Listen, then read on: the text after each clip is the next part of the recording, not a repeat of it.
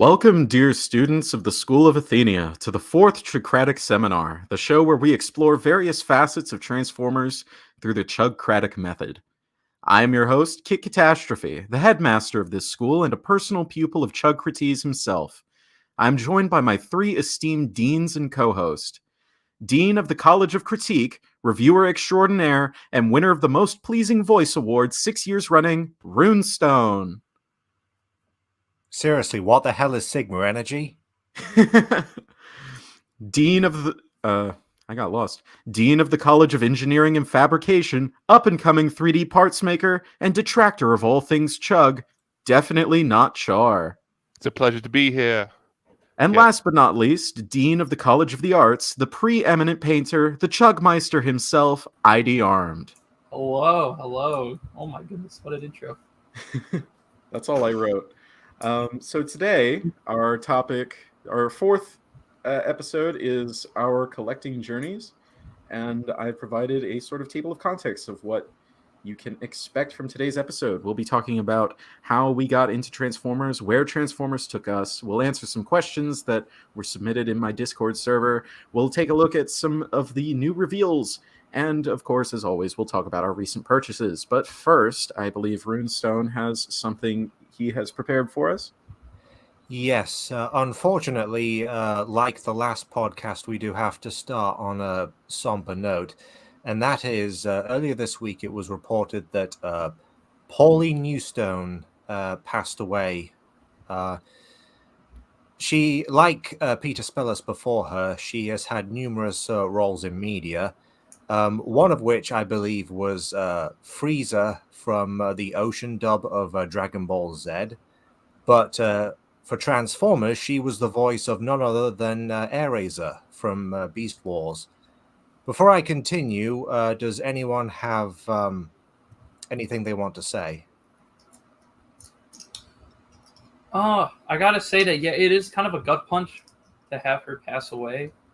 I can't say I've gone through all of Beast Wars yet. So I haven't really gotten to know her and her role as Airazor in its entirety, but I have watched The Spark, which is definitely one of the best episodes for season 1, as well as her debut episode. So there is a lot of resonation I have with Airazor because of that, and because of that, I will miss her VA a lot because of it. It's a bit of a shame, man. Anyone? Char, Kit? I'm afraid I don't have much to add here. Yeah, I can't really add anything except, it's of course always tragic when someone dies, especially relatively young, I think. Yeah, and for me, from one of my childhood shows, no less. To my knowledge, Pauline Newstone was she appeared. I know she appeared at least one BotCon. I think it was 2006. Although she's probably appeared at multiple unofficial Transformers conventions as well. I don't think she ever came to I don't think she ever came to Auto Assembly, and I know she hasn't been to DF Nation. So, unfortunately, I never got to meet her in person. Admittedly, Airazor didn't appear as frequently compared to a lot of other Beast Wars characters, but Pauline made her appearances count, if you know what I mean. She stooped to conquer, and conquer she did. May she rest in peace. Amen. Mm-hmm. Amen. And with that, I think we shall swoop on to the first section of this podcast, which I believe is recent purchases. Who wants to go first? Yes, I'm not really sure there's any tasteful way to make this sort of transition, but we'll try.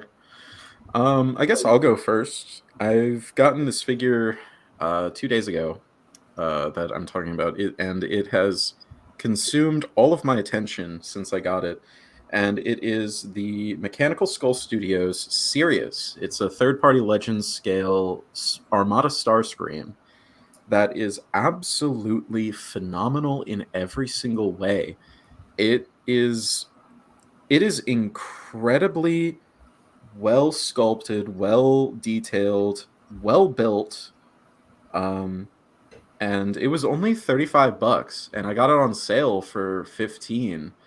His transformation's great. Both modes hold together really well. All of his joints feel fantastic. And his accessories are good. He has a very tiny Micro Machines-esque swindle that can peg into his back. He has two versions of his sword, one that folds up into his wing for perfect transformation, and he has one that is just one solid piece to look better. He has another wing piece, so you can keep the sword to the side, or just have him displayed with both wings and the sword, if you want to. And he has 3 sets of hands. I haven't really fiddled around with any of them yet, but it's just... This company has, right out the gate, earned me as a loyal customer. Yep, and that's why I ordered one as well.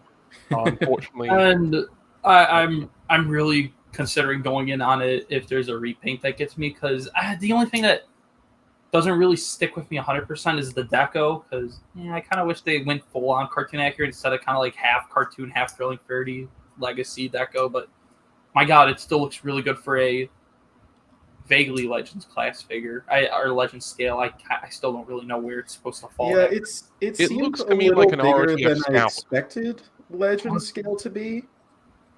But I mean, he is small. I got him. I wasn't initially super interested in him at first, but Kit's review, or Kit talking to me about it, made me think if they make any others, I'm really gonna want them. And if I get the other ones, I know I'm gonna go back and I'm gonna think, fuck, I wanted that Starscream. Yeah. The only detraction I would possibly have against this line is that, if the other releases are like Starscream, we're never going to get transforming minicons. But at this scale, I can digest that. I know, Shar, you suggested when I was gushing at you about this figure that they should have included a tiny little robot mode swindle, and I pretty much agree with that. That's the only thing that this toy would be missing, just a robot mode little figurine of Swindle. Yeah, but on the upside, that is the kind of thing where it would be relatively easy for someone to just design a replacement thing. Hint, Yeah. hint. Yeah. Oh, absolutely. If you're ambitious, you could even design a transforming one. Now that. I know people who have designed, of course, I know plenty of people who design Transformers, like, just that you can print, but, like, I know people who have done, like, I knew a guy who did a Legacy-style drill bit, and, of course, that's kind of bigger than what we're hypothetically discussing, but, like, also world's smallest Transformers exists, so, like, I'm sure. Yeah, well, I think the Swindle is about the size of WST Ravage, so... Oh, geez, okay. Whew. Yeah. Tiny. I stand corrected. Yeah. As far as other purchases are concerned, I on the back of certain releases, or certain recent reveals, I decided to get myself Armada Tidal Wave, the original. Terrific. I saw the price you got it for, and the price you could have gotten it for, and I'm like astounded that you could get him for those prices over the pond. Like, man, how much is he over there? I believe Transformer Land got one recently for upwards of like 100. Well, I got mine off of Transformer Land for 90, but Ramjet's paint was scuffed. Well, it was an Energon tidal wave. I don't know if that really affects anything. Let's give this a quick search. But yeah, no, you can get a complete tidal wave off of Transformer Land here in the US for $150, which is whew.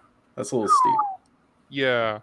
So this one I'm getting, it's not arrived yet. It should arrive around the 21st. It's missing the missile, but it does have Ramjet, which was the main thing I was concerned about. I will always take minicons over missiles, so I think you gotta go. Yeah. Transforming figure. Yeah. Worst case scenario, I can print like a new missile. It's one piece. So yeah, I'm looking forward to that. And yeah, Starscream and Tidal Wave have been my main purchases this month. Nothing else really.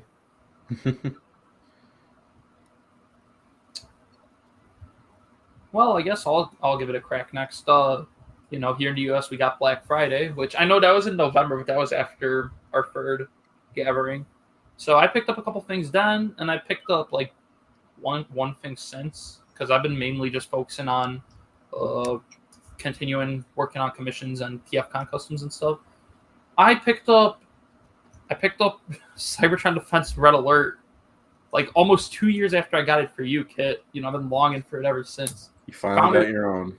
Found it for, I think I ended up paying before taxes like about $30 for it, just missing his key and the missile, like the missile that goes into missile, right? And oh my god, he's like as good as the day I lost him to you. Like He is such a good figure. He's a brick, but like he's such a fun brick, and has actually, like, with the exception of swing out shoulders, like some really good articulation for his time. So oh yeah, wrist swivels. He's like so clicky. He transforms in like 5 seconds basically, but you're just like moving big hunks of plastic, so it feels really satisfying. And of course he's got 2 Cyber Planet key gimmicks on top of that, which is like super rare for an ultra class at the time. He's just like really fun. Like, I gotta just give him some batteries, like check out his sounds and whatnot, And then from that same Black Friday mini spree, I also picked up Beast Wars Prowl, the Transmetal 2 Owl. I haven't really touched them too much since then, but like as in for a Beast Wars Deluxe I got for modern deluxe prices, he's really fun. He's got a fun like spin the head gimmick, and he's got probably one of my favorite like hidden gems or whatever you call them. I'm blanking on it. Spark crystals. It's in his head. I didn't know it was in his head till I like pushed on his head like for fun. And then it around like boom, there's just a spark crystal. It's so creative, and like the owl mode's great. I don't know if he'd be my first Transmetal 2 Deluxe to recommend. I feel like that'd still probably be like Ramulus or Jawbreaker, but he's still a really fun time. Then I picked VNR Prime, who is maybe my favorite Prime of the year. Maybe my favorite Prime like in the like Siege onwards era of generations, because it feels so fresh. Like he's just, I feel like I'm late to the party, man. I feel like I should pick them up earlier this year. He's like really cool, man. I really like the look of VNR Prime, but I keep seeing him and he's $50, and I think to myself, I got him with some Black Friday and in-store reward shenanigans at my local shop. He was $30. I thought that was great. $30 would be reasonable. Yeah. They even I visited them yesterday. They had a out of box one for $40, and I might pick it up just to do a custom VNR Optimus repaint. So, but yeah, for $55, that's like what I don't know how many times we've gotten that trailer at this point. I'm starting to get pretty weary of it, which is why I'm actually interested in 86 Optimus, just seeing if they can make a trailer that's a lot more. It would be so funny if it's just the Earthrise trailer again. Oh boy. But yeah, no, VNR Prime's great, and genuinely I kind of hope the collab line just stops being just random like 80s properties or whatever and just starts being car collabs, because I will go nuts for those. Honestly, that would be like my ideal Transformers toy line right there. Like just to complement like what we get in Generations, because Generations sometimes they go pretty hard on their car modes, but you get like occasionally you get your Datsun or your Countach molds, which are pretty close, like barring maybe a spoiler, the shape of the lights and whatnot. But other times you get a Skids mold, and I don't even hate the Skids mold, far from it. But like it's like too boxy of a car to be a Honda City Turbo, especially after I got MP Reboost. Like it's kind of a weak showing. So I'd love for collab to just be consistently those like realistic car models. And then the last thing I picked up, I picked it up actually yesterday after kind of a bust at the toy store I went down an hour to go to and found absolutely nothing I wanted. I picked up Core Class Noah from Rise of the Beasts, and he's wowed me a lot more than I expected. Like, he's a really fun fiddle figure, probably the best core fiddle figure I've gotten. I know he's a human, so obviously he doesn't really transform, but it's surprisingly well thought out with how the plane drone thing attaches to him and how you can integrate with him. The only thing is, I kind of wish there were like foot pegs and Noah had footholds so he could ride it like a glider. But otherwise, no, this is like just a really fun like little tiny figure, and I plan on buying it a billion more times for different repaints. So. But other than the stuff I have coming in my pile of loot, which will probably be for next month, I think that's it for this month. Just quick question, ID. Do you have, with Transmetal 2 Proud, do you have the white or black variant? I have the white one. That's the one I was longing to get, so that's the one I'm very happy to have. But the black one looks pretty fantastic as well. Does not take away from them. So I guess that leaves me, and my most recent purchase was Legacy Armada Universe Megatron, continuing the Armada train here. And honestly, that toy, to me anyway, is a good example of, well, at least the two mentalities that some may have when it comes to new toys of characters who have had figures in the past. Because on the one hand, without context or experience of the original Armada Megatron figure, the Legacy version is a decent enough toy. It looks the part. It's got posability. It's got playability in the form of ports for weapons and blast effects parts. The gun barrel can detach and replace his hand, if you're, into that sort of thing. And of course, it's going to, there's going to be some compatibility with a certain figure we'll be talking about in a little short while. However, if you have had experience with the original Armada Megatron toy, it kind of feels underwhelming. Because the original because of course I reviewed Armada Galvatron, but same mold and all, and that figure is a lot more toyetic, as a word we seem to be using more often when discussing these things. It's got, because the original had all those fun mini-con gimmicks, which were not only non-intrusive but also very characterful, since they all revolved around essentially capturing mini-cons, which is what Armada Megatron was all about. On the new Legacy toy, the turret unfortunately doesn't rotate all the way around, and that's despite it not having any electronics, which you think would normally hamper that sort of thing. The shoulders seem oddly restricted on the Legacy version as well, and I'll just say that if the original Armada Megatron had fully functioning hips and knees, there would be no reason to remake that character, let alone buy a new toy of him. And well, that's just my thought on the figure. I don't know if anyone else has him or if I pretty much agree with everything you're saying here, Rune. Legacy Megatron feels like they captured the design of the character, but they didn't capture the spirit of it. Yeah, I can't disagree with that. I mean, again, it's not like in a vacuum. It's fine, but just having played with Armada Galvatron, like it's the same. It's the same thing I have with the Kingdom's Predacon Scorponok. Like, well, it's underwhelming compared to the original toy of that character, but Legacy's Armada Megatron is a better figure than Kingdom's Scorponok to begin with. So there's that. And really, there's not much more I can add to that. I can probably add some things as like the Chug guy here, right?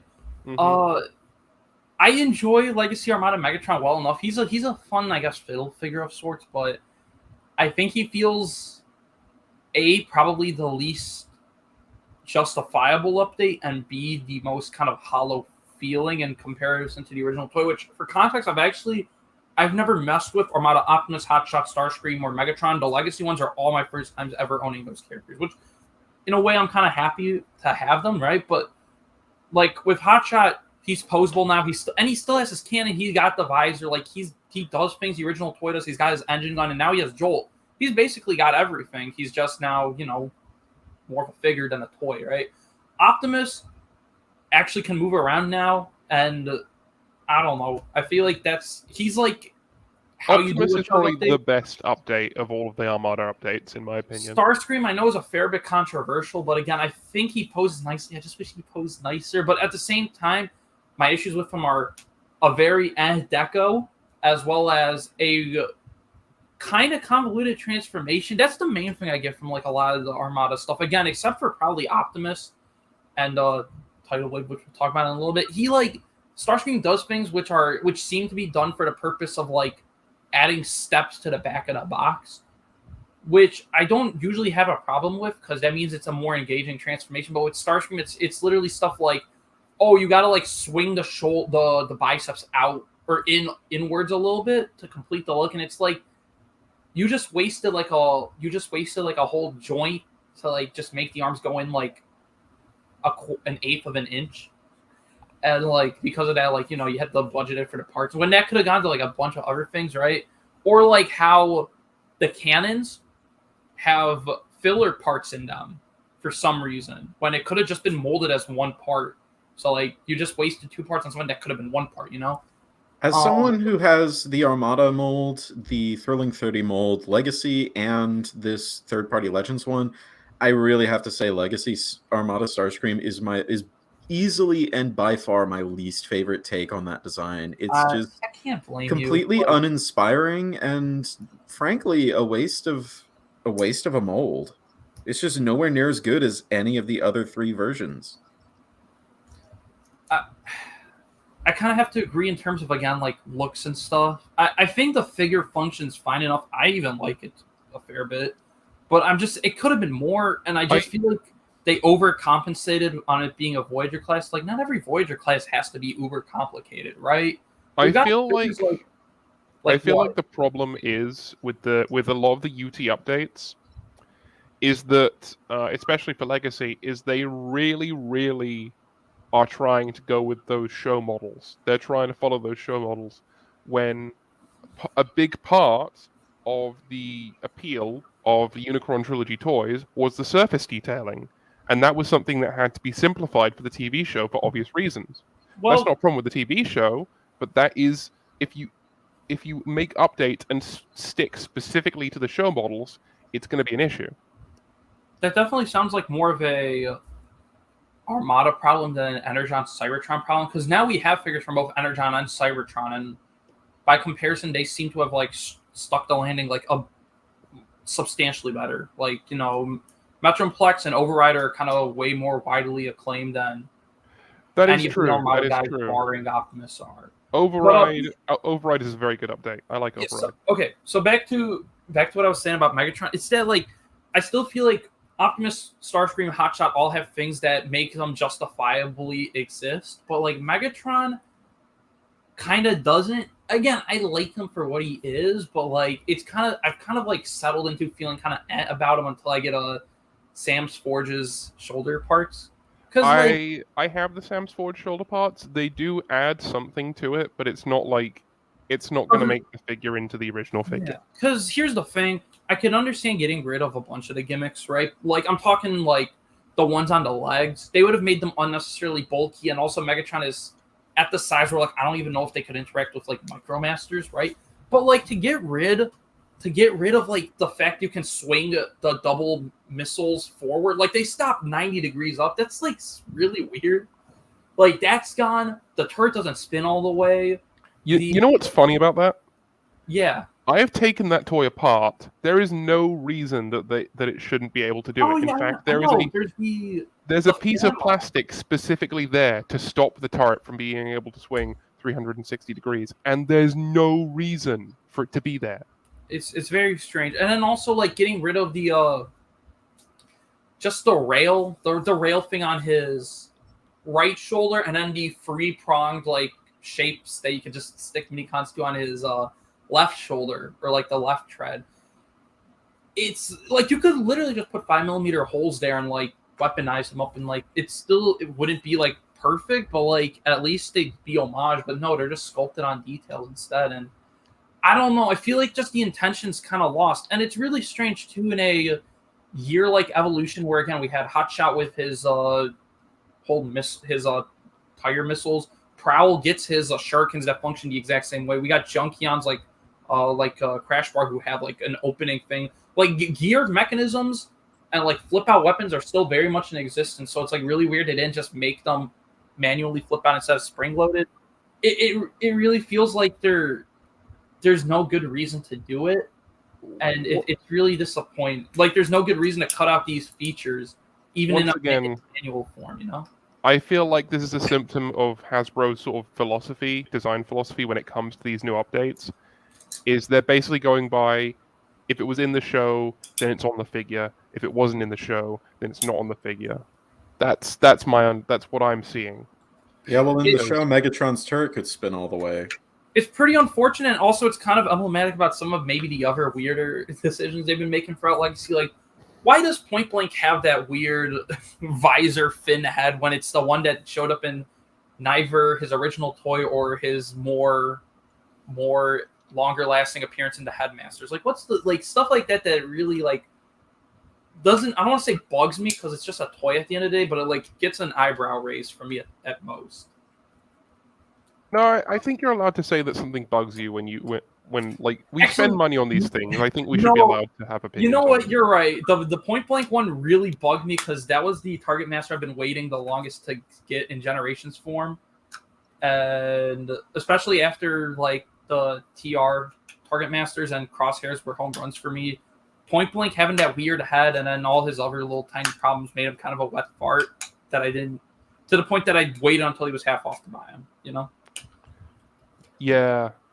Even then, I don't can see even that. like, I don't even like wholly like them. But yeah, back to Megatron. It's like I kind of hope they got their lessons from Megatron that like you can have stuff emblematic of the original gimmicks. You don't have to go like all the way with like sounds, missiles, whatnot. But like just a little bit of play goes a long way in like making a figure more memorable. That's why I was talking about how much I enjoy Noah. It's because he's like, for someone that could have been as simple as just a human figure with no transformation, they included a fair bit of stuff to make him kind of a fun desk toy. And I kind of wish that philosophy was carried out to like everything else. I think from the reveals that we're going to be seeing in a bit, I don't think Hasbro has really learned any lessons from the lessons you're hoping they're learning. I guess get onto those reveals in a minute. I guess I'll wrap this section up by saying that of all the Armada characters, Optimus definitely has a reason to exist. If for no other reason other than the teeny tiny fact that he's not gonna burn your bloody house down when you play with him. Well, speaking of someone who got engulfed in flames, I think this would be a very good segue to taking a look at our first reveal here. Oh, I forgot about this. Yeah. Okay. Oh my goodness. Okay, I guess we'll have to put off Wheeljack for a little longer. So I guess just to quickly get through this, I recently went to Count Dankula's live show. I had a lot of fun. I got to speak to Dank. I got to hang out with him personally. It was a great time. I asked him to headlock me like Sam Hyde, and that was very funny. And this is where this picture comes from. We love to see. So yeah, had a great time. Definitely, if you like his videos and he's doing a show near you, I definitely recommend it. I need to really push myself next year to start going to more shows, like of both maybe YouTubers I happen to enjoy and just other things. Because I went to a violin concert a couple days ago. It was nice. How refined for a student of Chugcratic. Well, I mean, it was at a Masonic lodge. It was kind of fancy. Wow, really refined. They played a lot of Christmas music. They played Green Sleeves. They played some Hanukkah song. But they were really good violinists or musicians because only 2 of them were playing violin. But Oh yeah. Also, I showed Count Dankula my Warhammer miniatures, and he was genuinely impressed. He asked what kind of basing material I used. Hell yeah! Oh my god, that's awesome. Yeah. Like, genuinely, Dank is a really cool guy, IRL. That's good to hear. I love his Maybe I'll videos. start. Maybe I'll give him like I might give him a watch now. We'll see. Check out his Mad Lad series. That's like the best starting point for his videos. Oh, Yeah, right. some of them run a little long, but he tells some interesting stories. Yeah, I need more long form stuff to watch because Maybe start with the one with the killdozer. Oh, speaking of Mad Lads, I actually spoke to him, and like he said that he might put my granddad in an episode of Mad Lads oh my god, Hell yeah! because of my stories about my granddad, who was a bomber pilot in World War II, and the stuff he did. And he said that he actually had a video idea that could fit into. holy shit, it's Yeah. crazy. So I'm waiting for the Discord message for him to message me so I can get it all sorted out and send him the documents for it to prove that I'm not bullshitting him. Hell yeah! Yeah. So look out for that. So moving right along, let's get into Origins Wheeljack. We've been teased this one for a couple of years now, actually. Because does anyone else remember when they were teasing the Golden Disc collection from Kingdom, and they had a very Wheeljack-esque silhouette that was definitely not the Earthrise figure? You know what Oh, I reckon? yeah. You know what I Was that- remember? Was that Golden Disc or was that? Yeah, that was Golden Disc. That was Golden Disc. I don't remember. I think I want to say that Earthrise is. Oh god, I forgot what the name of it is. I'm blanking on the Amazon name. Galactic Odyssey. I think that one used Sideswipe for some reason. Like, Yeah, You know what I I distinctly remember a Wheeljack silhouette being used for the teaser that would end up being Mutant Tigatron. It doesn't matter. Anyway, Anyway. Char, what were you saying? You know what I remember? When fucking Wheeljack was one of the first character votes for Siege. Was on one of the first character votes for Siege. It was Wheeljack versus Spinister, and everyone thought that was gonna happen because first Transformer. It would make sense for him to be in Siege, the explicitly Cybertron series Yeah. of toys. But then everyone voted for Impactor because everyone wanted Impactor. And then we got an incredibly mid-Impactor toy. I honestly cannot remember who I voted for. If I It remember doesn't- correctly, I mean, was it doesn't matter considering we got everyone anyway. we did it. Yeah, It only took in the end. like 5 years, 4 years. Something like that. I mean, Needle Nose only came out last year.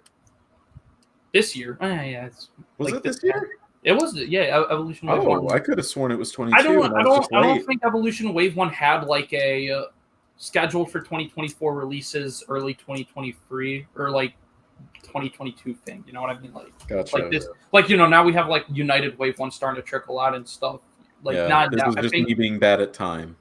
Don't worry. It's been a long year, man.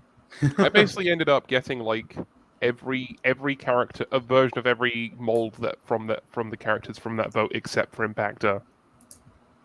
Because I got Needle Nose, I got Spinister, I got Leadfoot, which is a repaint of Mirage, and I got obviously I got Earthrise Wheeljack. So What about Trex?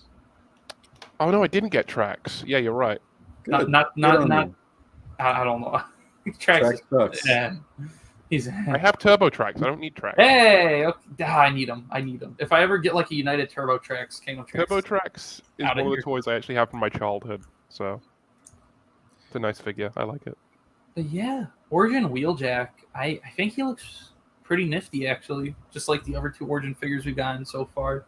Yeah, I mean, he's Kibble City. His legs are huge, but he's a Voyager class figure, and allegedly he can fit Origin Bumblebee inside him. And not even And- 11. It's like right smack down in the back of the box, which is like Yeah. never would have thought it could Well, happen. I haven't actually seen it happen. I just know they're advertising it. I mean, as far as the toy is concerned, like, yeah, it's a massive amount of kibble, but considering the original design was literally just bullshit, the transformation. Yeah, the way I see it, this is a toy built around a gimmick, and the gimmick is fitting Bumblebee inside him, and I Which is- honestly kind of respect that. That's my main thing. It's like this toy He's Vorjak. looks genuinely fun on the basis that like he does a billion things. Which, how often can you say that about a Generations figure anymore? I'm not trying to be like condescending. I buy them all the time. You know what I mean? But like, you usually buy it, and it's kind of an insular experience. But like with Wheeljack, there's like insular stuff to them. But then there's like also the external fact where if you bought Origins Bumblebee, then like you can do the thing from the cartoon. Yeah, they designed him from the ground up to do that one thing with another toy. Yeah, and not just that, but I will preface this by asking real quick: how have you guys felt about the deluxe-sized Voyager trends that we've been doing for like the past 2 odd years now? I'm not exactly a fan. Just because, like, when I buy a $30 figure, I want it to be bigger than the $25 figure. I mean, But at the probably same give an time, like example. this one turns into a hollow box, so I can't be too mad. Wait, what's an Yeah. example of like a deluxe size Voyager? You know I'm what? thinking. 86 Hot Rod, Kingdom Primal. Yeah. Wait, Those are like the Kingdom two Pri- yeah, main Kingdom ones. But Primal's a then there's fucking Voyager. 86 Vans, like Voyager Trashmaster from like Legacy.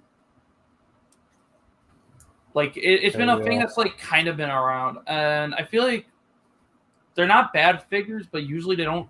It's hard to justify the full $30-something figure or 35. Yeah. I feel Unless like I feel like we're getting way too many of these lower size class plus figures yeah, because like we just don't really get like the size class itself anymore. It's just Yeah, the it's one like lower with a lot of accessories or whatever. the And thing is, like, it's funny we say that because, like, I assume you guys have been seeing, like, pics of what Thundertron, Animated Optimus pass around. They're big. Like, they are, like, genuinely, like, big. Like, really, Animated Optimus is huge. I did not expect them to be that big. And it's, like, it makes me happy we are still doing those guys as well. and then on the flip side, Bumblebee is the same height as Tasmania Kid. Yeah. I mean, it just. I look at it. I think to myself, you know, did all the people defending Kingdom? Oh, what was he? Kingdom Cliff Jumper. Oh, Earthrise. No, not King. Fucking Yeah, Earthrise. Earthrise Cliff Jumper. Was like all the people defending Earthrise Cliff Jumper, including myself back in the day.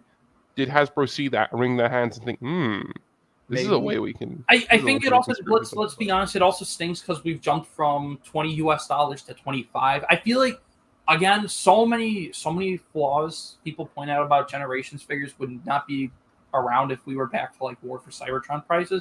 Like look at Core Class, right? Because like Core, what is it? Energon, Megatron, Tasmania Kid, and Boulder Crash are starting to trickle out. They dropped the price on those. They're back to being $9.99 a figure. And like this is probably one of the most widely praised waves of core classes we've had in ages. So, who knew that? Like when you dial down the price of figures while also keeping them to like the same standards, people feel better about them. You know? Yeah, I suppose. But I mean, with with the price hikes and the lowering size of figures, it becomes harder and harder to justify buying. Oh, absolutely. I give Bumblebee a pass because it's animated. So especially when you already have like companies that do Legends like Legends third party companies that do figures that are only slightly smaller now for about the same price, but a much higher quality. You know. It's just getting harder and harder to defend this sort of thing. Or that's like, a very down feeling to have, honestly. Or like, you could spend $50 on a leader transformer from Hasbro, or you could wait until you have an extra $20 and get a third party figure, for fucking $70 that would be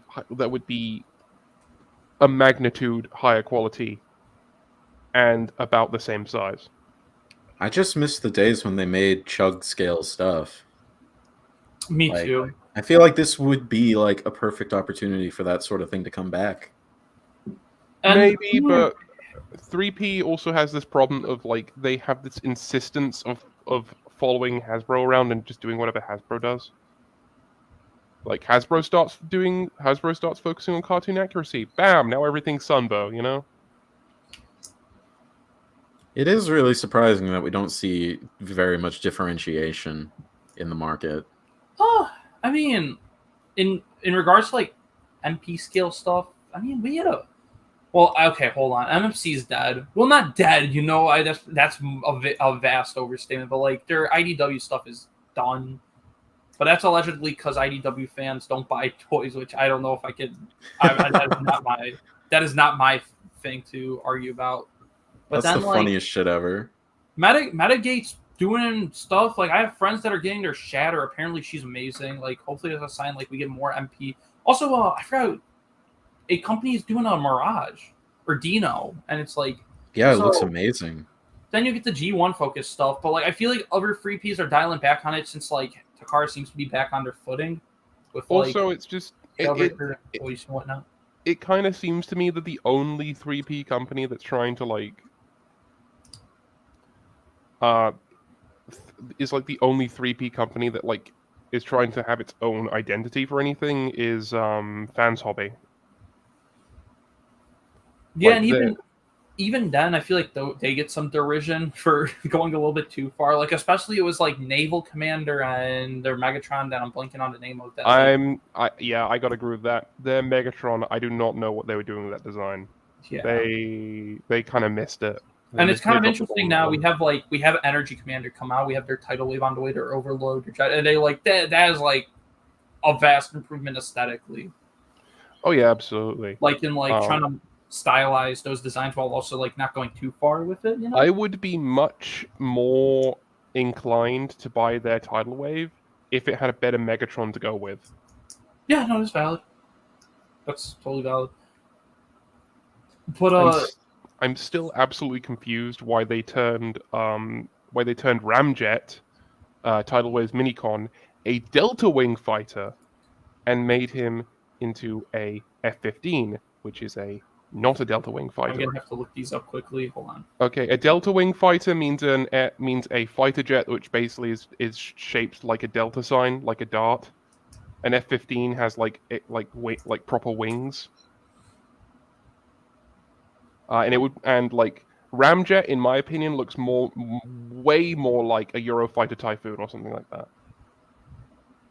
Gonna have to just quickly run through shows. Unless there's a pic. Oh, I kind of get what you mean. That is not really 1-to-1. Huh? Yeah, no, that's pretty different, isn't it? It's really different. Yeah, no. So circling back to Origin Wheeljack, it's like I've had my qualms with Voyager-sized or deluxe-sized Voyagers. God, imagine if we got Voyager-sized deluxes. God, But that would be. he looks really good. Animated Lockdown. Animated Lockdown. Yeah. Animated Lockdown was a liter-sized deluxe. That is true. Dude, Second tallest toy in the line. ROTF Lockdown is a liter-sized deluxe. But no, my thing with Wheeljack is like he seems fully fleshed out and like he does. I feel like not way too much stuff, but so much stuff to justify it. He's got those weird fans on the front. He can store Bumblebee. He can store the energy rods. He has that shield that goes over the window, and then he turned into a cartoon-colored Wheeljack, which like is a thing I kind of wish Earthrise was. I'm not really sure how I feel about the black and off-white a few years afterwards. He seems just a lot nicer than like certain other Voyager-sized deluxes we've getting recently, like Ironhide and whatnot. So I'm very excited for him. Hopefully, he's not a hassle to get. Yeah, he clearly didn't skip leg day, did he? Oh yeah. But yeah, I really can't add anything else you three haven't already.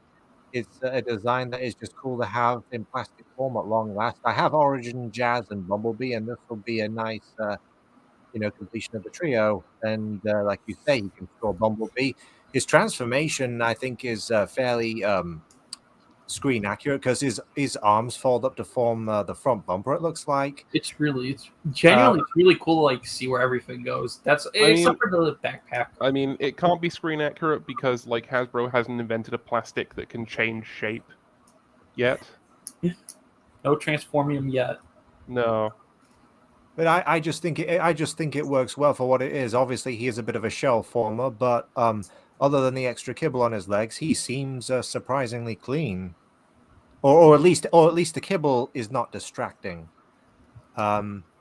It's those clips on the spoiler where Bumblebee's energon rods go, and they managed to work in Jackie's wings, and they managed to work in a Lancia Stratos chest at a time when Lancia Stratos cars had not yet been invented, if we're talking like the cartoon timeline. Yeah, and that's pretty much my thoughts. So shall we move on? Sure. Yeah, I think that we got something bigger to talk about. Something very much bigger to talk about. That box art. Oh yes. Supposedly an homage to the PS2 game, I think it is, isn't it? I've You know heard what? people talk about that, but I've also heard people say that it's supposed to be an homage to his first appearance in the TV show. You could go either way. It looks really good. So yeah, what do you guys think of this week's class? I have. You go first, Bryn. Yeah, I'm just saying, like, I think I've said this before in a previous podcast that Titan is not really a size class I technically have, but I don't know. Like, I mean, I also said that I don't have I've never experienced the original Armada tidal wave toy, which is unfortunate because I hear it's a fantastic figure, one of the line's best, and but of course we've got this new tidal wave, which is definitely the appropriate size. But I think I have a feeling that some of the things will bring up tie into what I said about Leader Armada Megatron and how it seems to omit a few of the features that make the figure as popular as it is. It's got the show deco. Although I don't think in the show he had those orange accents. I think that's just an homage to the original Micron Legend Shockwave figure, to use his name over there. But he still splits into the Dark Fleet, those 3 ships. They managed to work in a base mode, if you want to call it that. It's something. Yeah, and they managed to work in those. In terms of how he combined, I guess we could say that they managed to work in the combination with Legacy's Armada Megatron, and they've done that by essentially storing miniature versions of those 3 ships inside Tidal Wave, and it's those that clip on to Legacy's Armada Megatron, as we can see in those pictures right there. So I'll say this is I'm not one to be. I don't know if I really consider myself a fan of Burning Megatron to begin with. I vastly prefer the combinations Optimus got across the UT, and then eventually what like Master Megatron got and Cybertron, Megatron. But like I think in execution, this turned out better. And I mean my qualms, my pre-reveal qualms are more like, oh, these are just gonna be like unpainted planks that you just slap on. But no, like they seem actually surprisingly well developed. Like a lot more nicer than I expected. They're actually painted. And Sam Smith, designer for Tidal Wave, mentioned they were actually looking at the possibility of making this combine into a robot. Couldn't really do it. I am hopeful that someone's going to make a way for them to actually combine in a feasible manner, because I would love in a smaller, quote-unquote, like maybe more show-accurate scale Tidal Wave, if that's even doable. But I think Burning Megatron surprisingly doesn't look half bad. So it might be something I actually like consider keeping Megatron in, or Galvatron if I end up getting that when Wave Freak comes around. So yeah, there was no way that they're gonna get like Tidal Wave's actual robot mode parts onto Megatron, just way too oversized. That they pretty much had no choice in the matter. Yeah. Honestly, hot take. If I was Hasbro, what I would have done is I would have just reworked Burning Megatron's design entirely. I would have made it an entirely different design, to like work with the scale. I was maybe something like Omega Supreme and Optimus Prime's combination from Energon. In my mind, I think a new take on Burning Megatron, if like they were gonna go with it, is like something where he basically wears a part of Tidal Wave as like the frame, and then he gets he basically like he just wears it as like a big framed suit of armor. Yeah, like that's the what I'm imagining. I'm not sure how to describe it, but like The Master Prime. Not really, actually. Like more like you can tell Megatron's in there, you can see most of him, but then he's like just holding he's basically like holding Tidal Wave's hands as like these big maneuverable like arms, and then like he's like You wearing. mean like the power loader from Alien? Yeah, yeah. Okay, that's actually like pretty apt, and like I think that would have been cool. But like the thing is, when doing these things, is like if they did something new, would people have been mad, and then they would have obviously like not done. It's I don't know. It's like kind of confusing as to like how people would have been received to like a new rendition of Burning Megatron, or a new rendition of anything to begin with. But like I think it would have been fun, but like I'm pretty sure they were like you said, Char, like they're sticking close to the things that show up in the cartoon, or in this case, the toy did it as well. So I'm just disappointed that there's no Ramjet or Ramjet like that's the thing that keeps baffling me, gimmicks. 'cause, like Yeah, honestly, the thing I am most frustrated by is the omission of Ramjet, and along with the omission of Ramjet, the omission of the aircraft elevator that was in the carrier portion of the Dark Fleet. Yeah. That was my favorite gimmick from the original toy. That is my favorite gimmick from the original you got toy. rid of, like, I can understand the movable turrets. I mean, you can actually still move them, but like I'm talking like the thing where you move them all at once. That's fine, but like the aircraft carrier and the seats, like I don't know. Again, like I'm still actually very excited. I'm pre-ordering. This is the first time I'm actually pre-ordering, but like because I think as a Tidal Wave he looks really great. But like again, it's the little things that like really get me confused on like why they can't include them. It's weird when we're doing mini cons now, right? And we still got a bunch of Micromasters laying around from a couple of years ago. Like you can just make them compatible with the Micromasters if you're not really feeling like doing mini cons just yet. At least not until like 2025 or something. I will say there is one detail. The only people like me who are autistic about this sort of thing are going to appreciate. What's that going to be? So, if you could go back to the image of the Dark Fleet. Okay, so notice on the carrier of the Dark Fleet, they have a little extra flap that folds up on the side to complete the landing strip on the carrier in the Dark Fleet. Because the diagonal strip on real aircraft carriers, to my knowledge, the diagonal strip is the strip that you land on, and the forward-facing strip is the one that you get launched from with the catapult.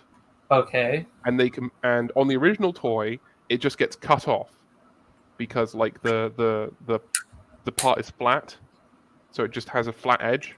On this, there's a little flap that comes up so that diagonal rectangle is completed. So there's a full landing strip. I see what you're talking about. I like that. That is actually something I like from the new toy. Is neat, that yeah. But like going back to your thing, it just the whole effect would have been so much cooler if like you pull up the aircraft, like the containment pod or whatever for Ramjet, and then you can just zoom them out. Obviously, I'm not expecting spring-loaded features like fans hobbies or anything, but like just kind of the process of doing it. That was like something I think was really integral to the aircraft carrier specifically, not really the destroyer or troop carrier. So like I don't know, it's a shame. It's by far the coolest gimmick on Tidal Wave. Yeah, honestly. Yeah, no, you're right. I like the silly little cute troop carrier thing, but like that's not integral. Like being able to actually store your minicon in a really fun way, like Tidal Wave here was able to do. I think BioDragon has it on the money. If I had to choose between having Ramjet or having Burning Megatron, I would absolutely choose having Ramjet. Yeah, no. And then, like you said, they could have just created a new take on that. Oh, and this is my last thing. I actually can kind of dig the base mode. Like, it's a bit kit bashy, but like it reminds me of Overlord for some reason. Nah, I can see it. Like, big. It just makes me think Tidal Waves had one too many. But the caveat is like, what's the point of making a base mode if there's no included figure to interact with it? I know the tiny Dark Fleet integrate with it, but that's them directly combining with it. There's no tiny jets to combine with it, and like can't really think of like too many jets coming out next. Like we got the Energon Megatron, we got Windblade, we have probably one of the rock guys is going to turn into some like rocky jet. Like otherwise that's it, and it's like where's the play if like you don't get a tiny little guy to integrate with it, Yeah. So I'm excited for it, but like I don't think he's perfect, but like I'm excited for it on the basis of like it's tidal wave. Thank you, BioDragon, for backing me up. I guess all I can really say is that we can expect to see this in the colors of the original Armada tidal wave toy, which of course was his colors in the PS2 video game. And if we're lucky, we might even get him in his Energon colors. And also keep in mind that we are getting some Star Seekers. We're getting a Star Seekers subline. So, and of course, Tidal Wave was well in the Prime continuity. Tidal Wave was the name of Thundertron's ship. So, I imagine And there's going to be some. Sorry, go on. if I recall correctly, it was I think it appeared in the Legends manga, and it was based on Energon Tidal Wave specifically. Yeah, it's Well- those two.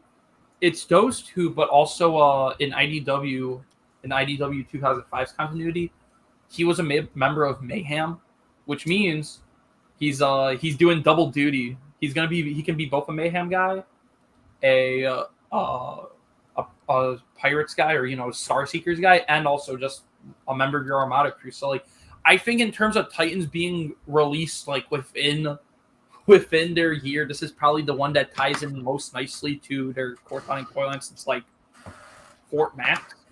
Like, I'm not throwing shade at all on like Omega Supreme and Omega Supreme onwards. But like, I mean, like he integrates probably most nicely with like the rest of the toy, and I think that's actually really neat. I wish we would get Titans that more heavily correlate with their like smaller retail mates. Definitely. I will say that if they do end up repainting this twice, once into Armada and Energon colors, I would not be opposed to triple dipping on a Titan as long as they come out reasonably far apart. Oh yeah, I think So I was really excited about this figure to begin with, but like after reveals, I've honestly gone from like, oh, I'm super excited for this, I'm gonna fucking pre-order it, to okay, I'm either gonna wait for the Pulse repaint or I'm gonna wait for a sale.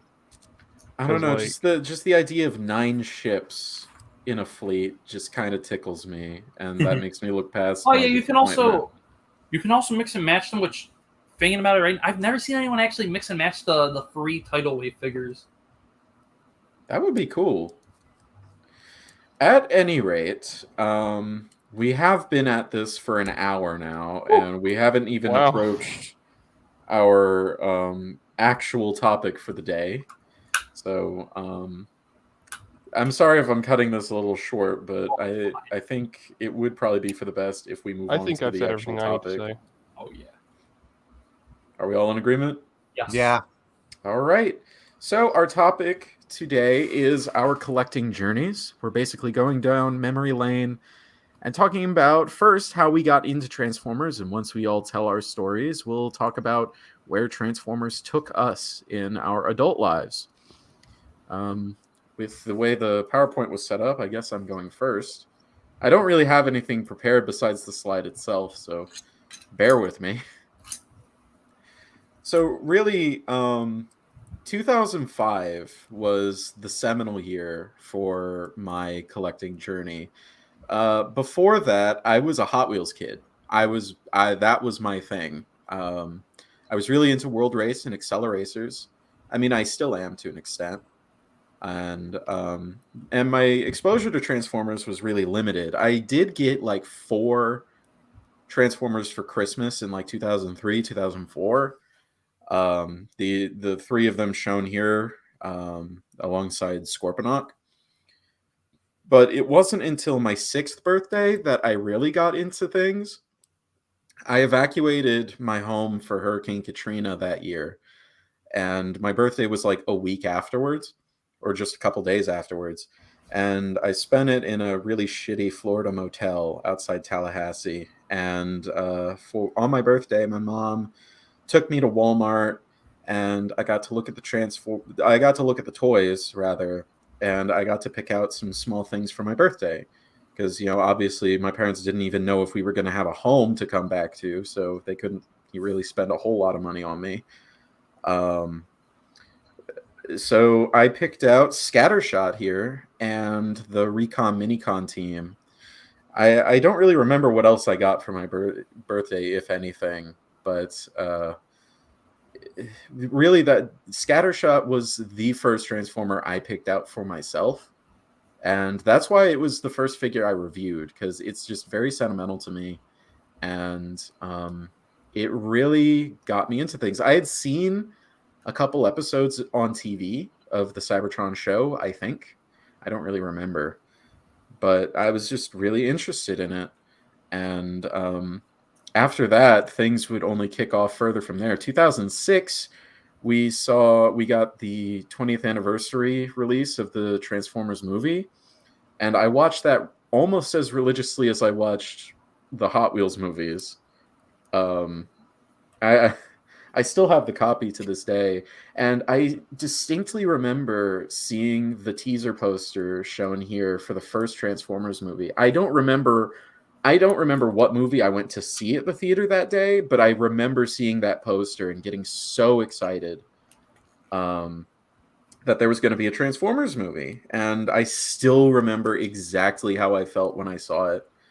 And after that, I got really into the YouTube side of things. I watched Transformers videos on YouTube, like Night/2020's Transformers stop motions are just a really heavy part of my childhood.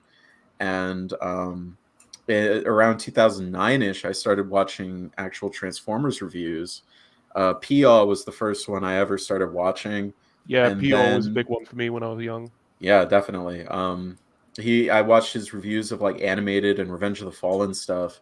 And then Runestone, you were actually the second reviewer I ever like discovered. I mean, Night/2020 technically counts as the second because he technically did reviews, but that's not why I watched him. But I watched your Revenge of the Fallen stuff as it was coming out, and I remember being so sad when the Human Alliance Bumblebee review came out, and you bid your farewell for like 2 years or something, or was it like It was 6 it months? was yeah, it was only like a few months, and that was because I wasn't sure whether I was gonna have the time to do videos again. And well, I mean, at this point, you know how that story ends. But in my memory, it's like 2 years. It felt like forever. And then from Runestone, I discovered TJ Omega, and then from TJ, I discovered Vangelis. And Runestone, you and Vangelis are two of my favorite reviewers of all time. I don't really Look, watch Ma, PL or TJ Look, Ma, anymore. I'm famous. I gotta say, like on the top, I'm so happy that Vangelis is doing reviews again on like a more consistent basis. He's still got it, man. He's still got it. Absolutely phenomenal. But yeah, that's the, and from there it only spiraled further and further, and well, I'll get to where it got me later, but that's my story that's my origin story. Pretty good orange story. Yeah, no, like sounds a lot like mine probably. So Yeah, I never really had a phase where I was out of Transformers. Like once I turned 6, that was it. That's my personality forever. Once you're in, you're in. There's no getting out. One thing I should mention is that I discovered Transformers fan sites at a really young age, because I was the kind of kid who would listen to audio commentaries on movies, and the Transformers the movie had 2 commentary tracks, and one of them was like a fan commentary, and one of the people on that track was like a site admin for TFW 2005. And I started visiting that site like every day as like a 10-year-old. Like, like it was around Revenge of the Fallen when I started like actually visiting the site. like I shouldn't be surprised that that happened back then and it still happens now. But like when I go on like TFW, when I'm just like surfing the boards and I see like a kid, like a legitimate like kid or teen, or like when I look at like maybe someone new that's following me on Twitter and they're like, oh, this person was like born in like 2008 or 2009. It throws me off really hard. But like that's just how a lot of kids like start interacting with the franchise, you know? Yeah, Like, I was definitely a lurker for the longest time. I was just keeping up with the news. I didn't really focus on the forum. I mean, I never really focused on the forums, but I didn't really make an account until I was like in high school. I only just made a TFW account after like browsing it for years.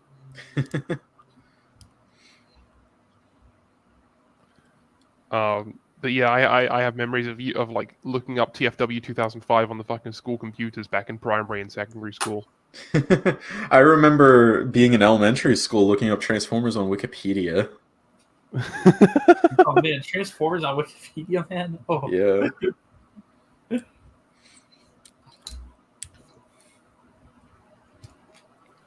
I remember I got called out in a fucking IT class once, because I was excited for I was excited for Combiner Wars Devastator, so I was looking at pictures of him in my IT class, and and the fucking teacher, who obviously had access to all the computers remotely, was like, "What are you doing, Char?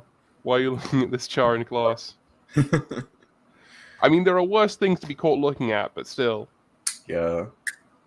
I don't know, man. Combiner Wars Devastator, really? Come on, Unite Warriors is where it was at. I have the Unite Warriors. It's a good toy. I still want TFC Hercules, but like, Oh, tell me about it, man. I got 5/6 of him, and he is phenomenal. I still need Bone Crusher. one day, man, one day. One day. Sure. He goes for pretty cheap, all things considered, nowadays. Like you can probably pick up the whole set for like $200 or less. I mean, if you ever see a link for it, send it my way. There was one on Transformerland not long ago, but then again, that's pretty much a US only site, so Yeah, I'd have to get you to mill. Anyway, I feel like yeah, if that's everything for now, it's IdArmed's turn next. All right. Let's see. Okay, so I got two slides as well, so I'll make sure. Yeah, you'll just have to direct me. So I really got into Transformers in about 2006. I can't really say, I've had a conscience since I was maybe like 4 years old, right? But from like the ages of 4 to 6, I didn't really care too much about toys per se. The toy I was most fond of as a kid was my Lego Quattro blocks, and oh god, man, I don't know if anyone like born past 2005 or something remembers what Lego Quattro is. They were like these big blocks. Anyways, going to Meijer, and for context, Meijer is a supermarket here in the Midwest. It's not exactly a Walmart, not really a Target. It's like some weird smorgasbord in between. That is when I picked up, well, not I, my parents bought it for me. I was 6, right? My very first Transformers, which was a Classics Leo Prime for myself, and for my younger brother, a Classics Triptychon. And I was just, it's probably the same thing most people felt, was like just seeing these little tiny toys, or well, yeah, in the context of Classics, Legends Class, yeah, they were little tiny toys. These toys that can just turn from one thing to another like super flawlessly, like nothing you have to take apart or anything like a Lego brick. You just move parts and you get a robot, and you move them back around, you get like some kind of vehicle or creature or whatever. And it was like really cool. And like from there, I didn't remember getting toys actually that often. Surprisingly, it was pretty rare for me to get toys like from Transformers specifically up until summer of 2007. It was my 7th birthday, and my next door neighbor got me a Movie 1 Voyager class Blackout, and from there I was like actually hooked on the franchise. And once Animated swung by, it was like that was my point of no return. I kind of kept up with the toys. My parents, like, we weren't like the wealthiest family, so like it was rare for me to get anything bigger than the deluxe. But like those deluxes, I did ultimately cherish a lot. And I watched Animated like a freak as a kid. Like it's like one of the few cartoons I can say, oh yeah, I definitely finished it as a kid. And the main shop I started going to as I was approaching like 9 years old, 10 years old was Time Travelers, a shop that by the time I was an adult living in my old home where I used to live, it was like a 20-minute drive. But like when I was a kid, 20-minute drive was like a day trip, And going in there, and like that's when I learned about figures that existed before I had a conscience, right? Like that's where I picked up Energon Inferno, Armada Smokescreen. It's where I got to just see so many toys that I was like, one day I'll have it. And but nowadays I do have most of those toys I want. I don't really know if I can control the slides. Oh, thank you, Rune. That was me. Oh, thank you, Kit. So from there, you know, a lot of memories, especially the ones in the last slide of like Revenge of the Fallen Bludgeon and Cybertron Optimus and all that. Those were actually from a friend in elementary school who would bring his toys to class or like to recess, and that's how I got to mess with so many like other toys I never had until I was an adult. In my like 20s, like I am right now, right? And I'm not gonna say I was jealous, but man, I wish I had those toys as a kid. But like it was like 2000 like 9ish turned into like 2010 2011. I started to get more toys from my parents, right? I got like Universe Darkwind, Generation Throw, Guardian Lockdown, so many of those toys that did stick with me. And along with that, I watched Vandals as a kid, I watched TJ Omega's Plastic Attic, which revealed to me that toys can be bad. And of course, like a render form, as Vesta's City Commander animation lived, like that is like fried into my brain. I can watch it like all the time now and just never get tired of it. But eventually, by the time of Dark and the Moon ended, I kind of fell out of Transformers. I got really into Lego, and for like the next 6-7 years, I was like, I love building blocks and all that.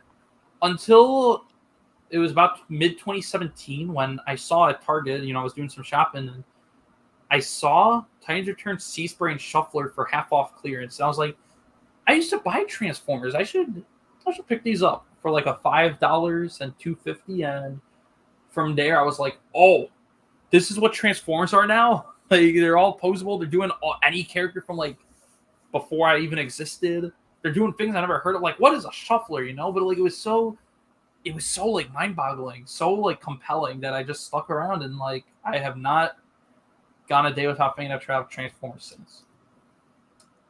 So that's how I got into it.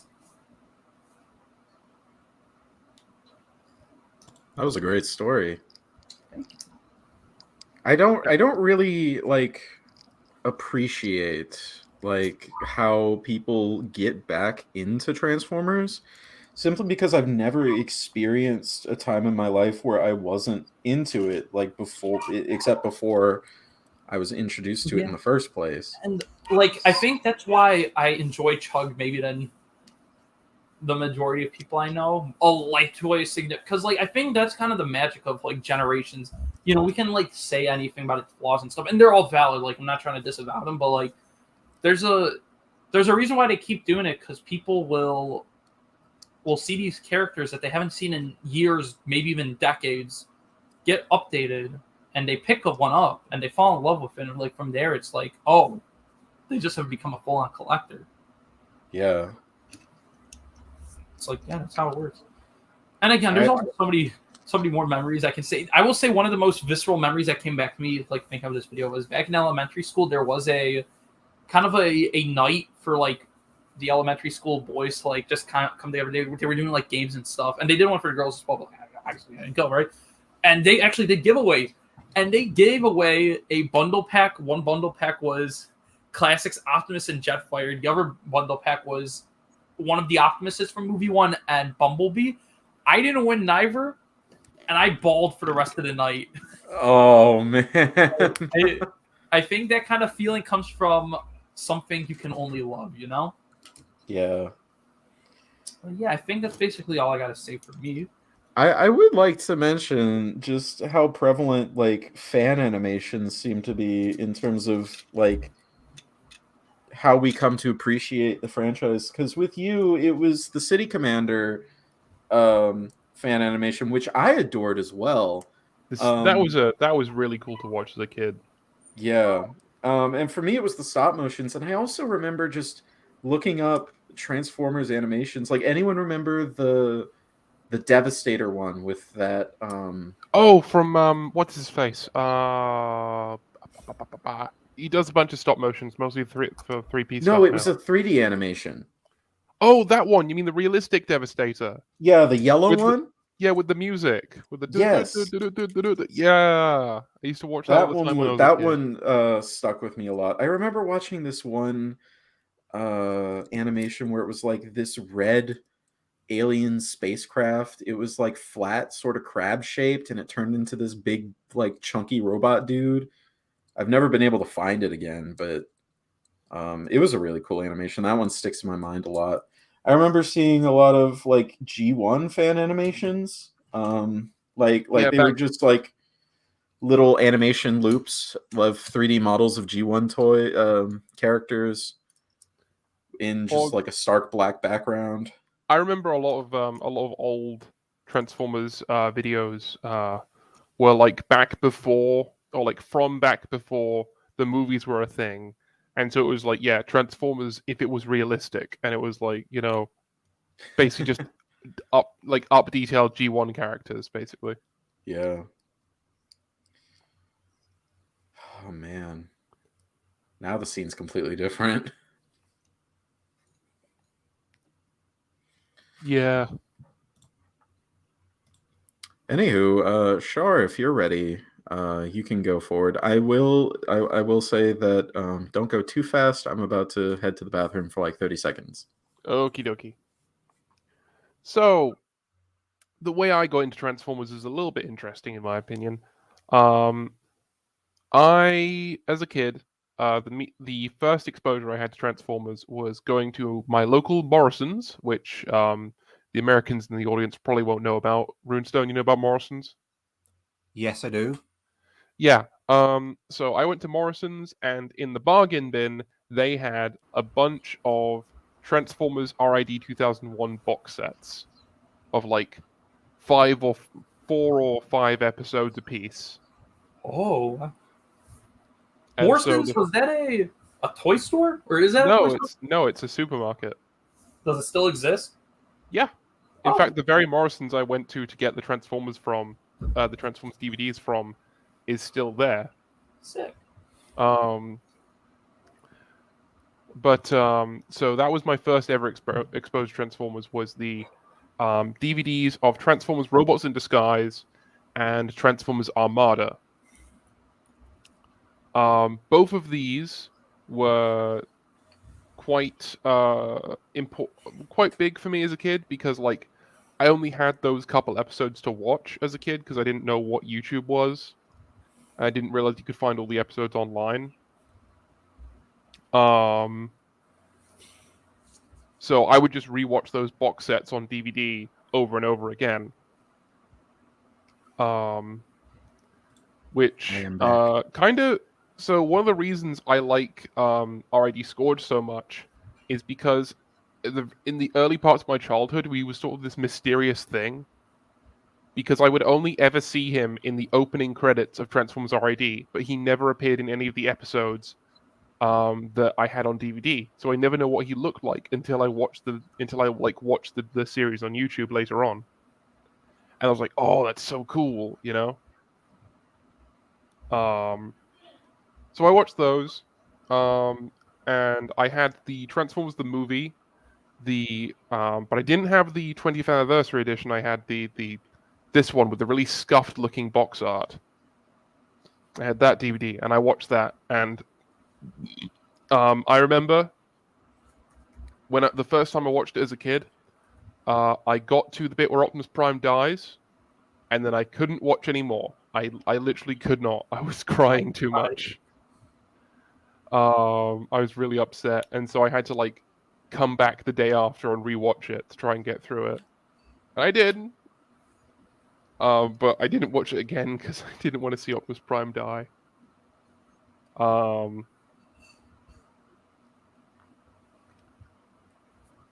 As far as the reason I have Transformers Energon here with a crossover is because when I was a little kid, I didn't even know Transformers Energon was a thing. Like, I watched Transformers Cybertron on TV. I watched Transformers Armada, but I completely skipped Energon. I just never heard of it, and nobody ever talked about it, because it was like, it wasn't anywhere. It was off store shelves. I never saw anything from it. I remember as a kid, I had I had Energon Optimus Prime's helicopter. And I got that in a Goodwill store, but I didn't know what it was. When I was a kid, I thought it was part of a Megazord or something. I can't blame you. Yeah, that's not a bad shout. Also, I think it sounds like maybe having like just the drones wouldn't be that boring. Actually, they pretty fun. Okay. I mean, they can't really do much without Optimus Prime. They are specifically meant to be limbs. I was always confused what the fist in there was for, but now I know. And so, media-wise, I watched Transformers Cybertron on my own television as a kid. But for whatever reason, we only had Freeview in my house. So I was only able to watch Transformers Animated when I went over to my grandparents' house and watched it on their TV, which was somewhat rare. So I always cherished the moments when I got to watch Transformers Animated when it was out. I was always very excited to watch it when it came on. As well as Sonic X. I could only watch that at my grandparents' house. And of course, I saw the Transformers, the movie was like one of the first movies I ever saw, and I saw that at the Peckinplex Multiplex Cinema, which is a cinema relatively near my house, which I still go to occasionally because it's got cheap tickets. I ended up working at the movie theater I saw 2007 in for the first time. Incredible. That might end up happening to me, honestly, considering how hard it is to find work. I mean, a movie theater is honest work. I was an usher for like a year and a half. It was hard sometimes, but it's filthy all the time. But I can't complain. It's a And good way to it's a good way to stay in shape, climbing up all those stairs. I would like to mention going to see I think it was the 15th anniversary reshowing of 2007. I saw that up here in Shreveport, and I felt a lot of the same emotions that I felt when I saw it in the theater the first time. But over the years, watching it on home video, I got more and more bored with it just because I watched it so many times and just wasn't getting as much out of it with each new viewing. But in that 15th anniversary reshowing, I saw it with fresh eyes, and it made me feel like it was 2007 again, seeing it for the first time, and it was just a magical moment. I'm sorry to hijack this, but it's the cinema. It's cool. It's the cinema going experience, really, isn't it? yeah, because when you watch it at home, you can pay attention to like 15 different other things, but when you're at the movie theater, it's all you're looking at, and so you start to just think about it more. You really feel that he ate the whole plate.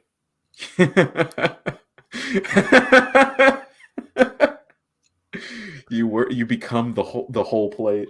You know what's funny? The whole plate became for a while. The whole plate became an in joke in my house. But yeah, just to finish this slide off, in case I forgot to put it in the next slide.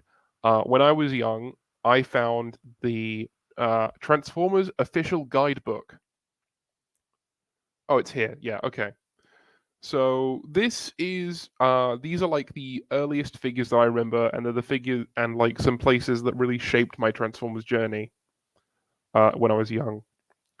And the one I'm going to talk about first is the Transformers official guidebook. This was something I found, I think, in a Christmas fair when I was like, I don't know, 5 years old, at my local school. And it was basically a book that was it's not that special. It's basically a book that's full of like bios and tech specs for all the Transformers Armada characters. But what really captivated me as a child was all of the toy because basically it used like stock images of the toys as like images of the characters, and that fascinated me as a kid because I didn't realize those designs had toys up until that point, because I had only ever seen them in the DVDs that I had at home. And so when I was a little kid, I would go through that book repeatedly, just looking at the different toy designs and like being fascinated by the engineering. And that's probably part of what enthralled me about Transformers toys when I was young. Even then, was like the mechanisms behind them and the way that they transform, and the gimmicks, of course. and that really excited me. I'd like to take a moment and talk about a book that I failed to mention, but it just reminds me a lot of this. I went to this book fair in elementary school, and it was right before the 2007 movie came out, and it was this very, very, very unofficial book called Transformers: The Past, the Present, the Future. And it was basically just like here's what Transformers is about, and here are the characters that are supposed to be in the movie. And for starters, that book is part of the reason why my imaginary version of Frenzy in my mind's eye is always blue, because he was blue in the book. And it just had a lot of Dreamwave art, early IDW art. It taught me what a Beast Wars was. It taught me what a BotCon was. It taught me what an Alternators was.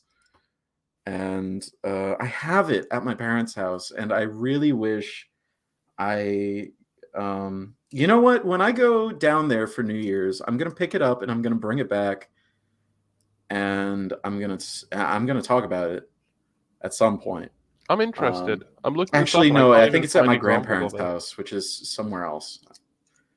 Yeah, it's at my grandparents' house, actually. And for the longest time, I thought it was an official book, but you can clearly tell, because on every single page there's a freaking disclaimer saying this book is unofficial and not affiliated with Hasbro.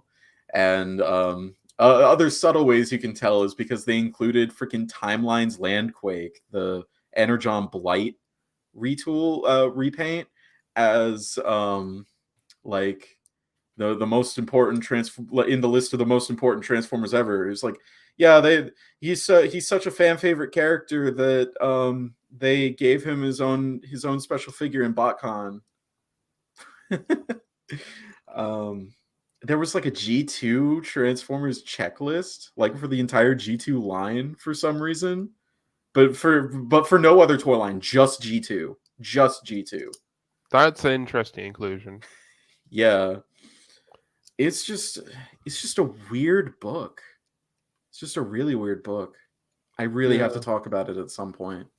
I'm interested because I'm looking it up and I can't find anything about it. Yeah, I tried desperately to try to find any place that would mention this book, and I couldn't find it. The cover's like a muted dull blue.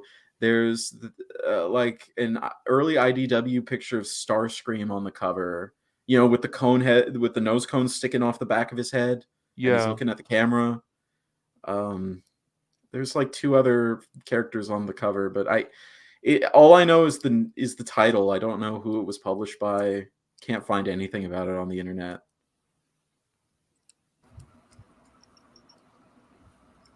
That's all I gotta say. Yeah. So, but yeah, that book really was a big thing for me, because that was the thing. Like when I was a kid, there are Transformers toys that I don't know about.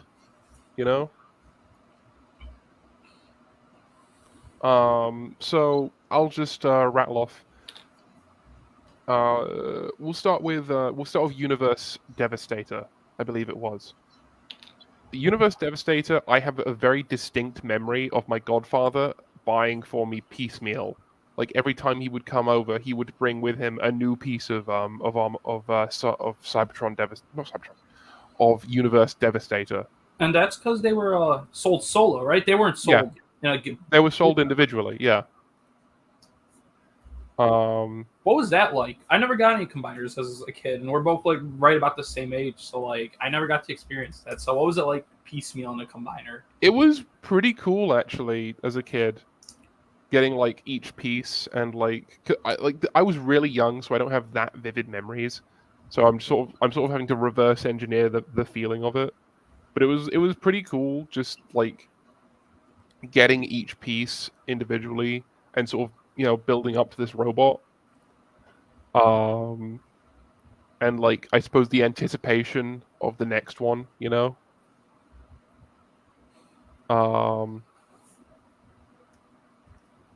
That does sound really cool, man.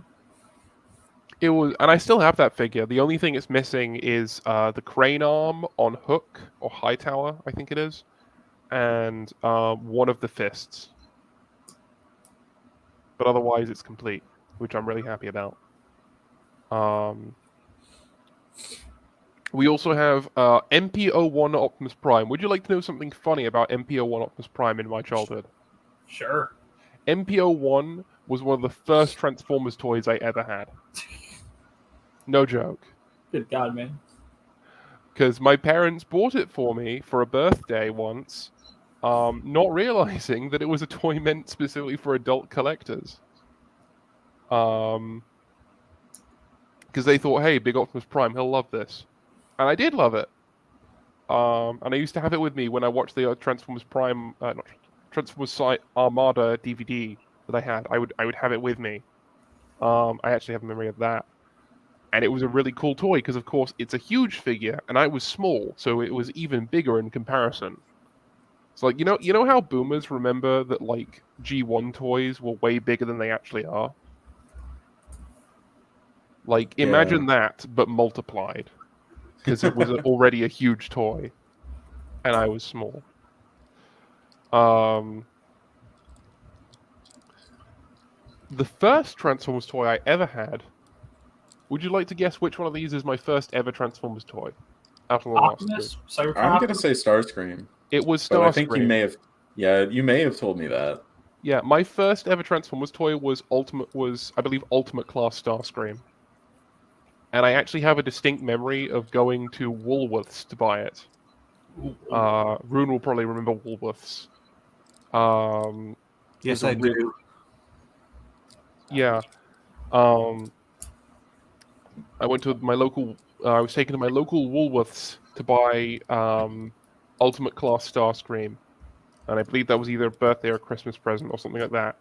And that was a really big figure, of course, and it was a very cool figure. And it's another figure I still have, mostly complete. He's only missing the missile. He looks so stupid. I want him. I want him. He is. He's something. He's I something. still I'll don't tell you have that. the normal Cybertron Starscream. Neither do I. They didn't more. sell the cartoon colors one in Voyager class in Western markets. They only sold it in I Japan. can't believe. Really? Yeah, in the West, we got like a deep burgundy red version that was packed in with a Vector Prime. We got Dirge. Did we get a Frost? I'm blanking on it. No, we didn't. No, the Cybertron one just kind of looked like Thrust. Okay, but we got the Dirge. We got some. I swear we got SG obviously, but that was a con thing. That's so weird to think about. Yeah, we never got normal color Starscream in Voyager size. I can't we only believe got him in Supreme. I can't believe next year will be in the 19 years of Cybertron existing. 2024 will be the first time that the US gets a in scale, properly colored Cybertron star. God, I hope he's good for that reason alone, man. I'm crossing my fingers he's good. And it will probably not be as good as Screaming Meteor or Galaxy Meteor. Nothing will be as good as Galaxy Meteor. God, I do want Galaxy. That's true. It's pretty criminal. They still I don't think they ever did those Thundercracker and Skywarp colors ones. Those are. I really regret not getting Galaxy Meteor when I had the chance, honestly. Yeah. God damn. And the last one we have is Cybertron Optimus Prime. Cybertron Optimus Prime was not my Cybertron Optimus Prime was not my first Transformers figure. But he was probably one of my favorites as a kid, and he was like my main Optimus Prime as a kid. He would be like my go-to Optimus. And he is still, to this day, one of my favorite Transformers toys of all time. Because he's just really knocked it out of the park with that one. They did. They really did. And oh yeah, we have just to round things off. We have 2 stores which were very big for me as a kid. We have Toys R Us, my local Toys R Us, which was basically where I got all of my Transformers toys. And to my parents' chagrin, it was actually on the way to my fucking nursery school. Like it was between my house and my nursery school. So I would want to go there, like you know, on the way to school or on the way back from school, and I would see it every time we went there and went back. I could fill an entire episode full of just Toys R Us memories. God, So, I have some weird memories of Toys R Us, like almost dreamlike memories, because like it was there for so long, and they had like very specific sound bites that they would play there in the different aisles, and you like know, that I haven't heard anywhere else, and this just is like the probably whole experience of the place is very surreal in hindsight, probably because it's not around anymore. this is Yeah. probably for like off the podcast talk, but like I'd love to do like a mini episode, like running around 30 minutes just on like toy shops and stuff. Yeah. Maybe. I'd be down for that. Extra credit. Sure. Chugcratic seminar extra credit. Sure. I Night school. Maybe make it like a small like video upload instead of a live stream or something. Yeah, no, exactly. Yeah, that would work. And then we have lastly we have Time Trek. Time Trek. If you remember, you actually did a video where he talked about Time Trek. Back in the day. I think it was Henkei Convoy. No, that was that was. Oh no! It was Weird Wolf. Yeah, Weird Wolf, Wreck-Gar, Snare, maybe. Yeah, it doesn't matter. But anyway, Time Trek was a big thing for me because it was like a thing that was near or on the way to a touch typing class that I took as a kid, because that was a thing that I did that my parents had me doing. What's touch typing? Touch typing is where you learn to type without looking at the keyboard. Oh, I just sort of picked that up. My parents were boomers. They thought it was a skill that I needed, and they thought it would help me learn to read because I was kind of a slow learner at that point. Though that's a story for another day. The point was that I used to go to Time Trek, and Time Trek was really cool because they had a whole aisle. They had an aisle of comics, and that's how I got into the More Than Meets the Eye IDW comics. And I remember the first one I got was like the one where Rewind dies because it had Overload on the cover, and I thought Overload looked cool. I still don't know why my parents let me buy that comic, considering it literally had fucking Overload stabbing his eye out on the cover. oh my god. And then on the other aisle, it was a whole aisle of vintage toys, and of course, my favorite thing was all the vintage Transformers toys they had there. They had vintage out of box stuff in like baggies, and they had also vintage stuff in box, and that's how I got Armada Galvatron, and that's also how I got Alternator's Wind Charger, and those are two. Howdy.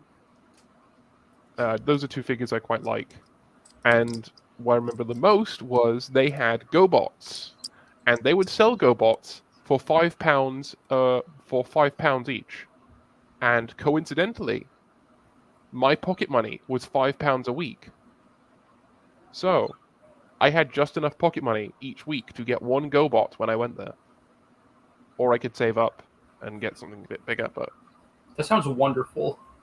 it was a great place when I was a kid. I was really upset when I found out it closed down because the shop owner had actually died.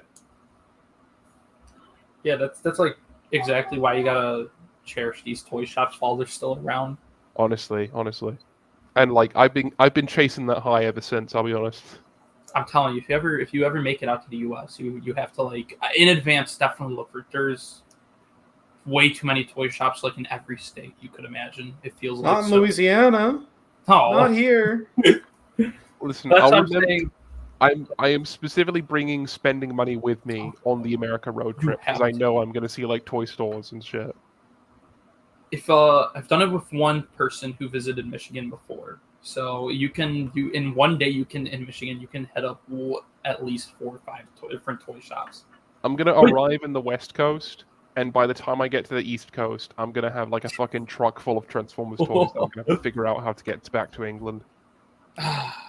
God help you if you ever go to California and go to Frank and Sons, because that is like a billion toy shops. Cali is gonna be my first stop because one of my best mates lives there. Then you should stop by for a TF con one day, like hypothetically, because they always do them in Los Angeles now every year. Maybe. Very expensive, and also my friend's not into Transformers. So. Oh man, okay. But yeah, that's pretty much everything I had planned on saying. All right. So does that leave off Rune? Yep. Unless anyone has anything to add. No, I don't. I think I've hijacked it enough. All right. Okay. Where I want to start is a place that, well, not a lot of people to talk about when it comes to how they got into Transformers, or at least on the toy side of things. Although Char sort of touched on it a moment ago, and that is getting into the whole concept of just the shape-changing toy or action figure in general. Back when I was at infant school, I happened across this toy. This wasn't something I owned, but I happened across this toy that it was like a small robot that turned into a truck. And when you're a kid, you're practically just blown away by anything, really, aren't you? The image I put on the left-hand side is of a GoBot called Dumper. I actually have Dumper. Sorry, what? I have Dumper. Yeah, the reason why I'm not into the reason for the question mark is because I'm not entirely sure it was him, because if to my memory the toy I handled was white, like it was a little white truck that turned into a robot, but I had to put some representation down for this, and yeah, so like I say, I was handling that toy, and I was just blown, like, oh, cool! It's a robot that turns into a truck, and that's just how I guess got into the whole shape changing action figure concept, which also, but it could potentially explain why I also had a number of the Power Rangers toys as a kid, because I basically had the whole Thunderzord assault team. I had the White Tiger Zord, and also Tor the Shuttle Zord. In case anyone asks, I don't have them anymore, so don't expect reviews on them. Sorry. A shame. Yeah, it is a shame. And also, in case anyone asks, those weren't the only Power Rangers toys I had. There was also these figures of the Rangers where you had where the they normal could transform. Well, yeah, I mean, basically, I remember I had Ranger toys like that. What I was gonna say was, the Ranger toys started off with human, unmasked human heads, and then you flip a switch, and then it converts into the full Power Ranger. Yeah, I remember toys like that. But what I had was I think Bandai was trying to ape Transformers a little bit, because they had Power Rangers characters that could transform into vehicles. So I think they were trying to get that transform money, if you know what I mean.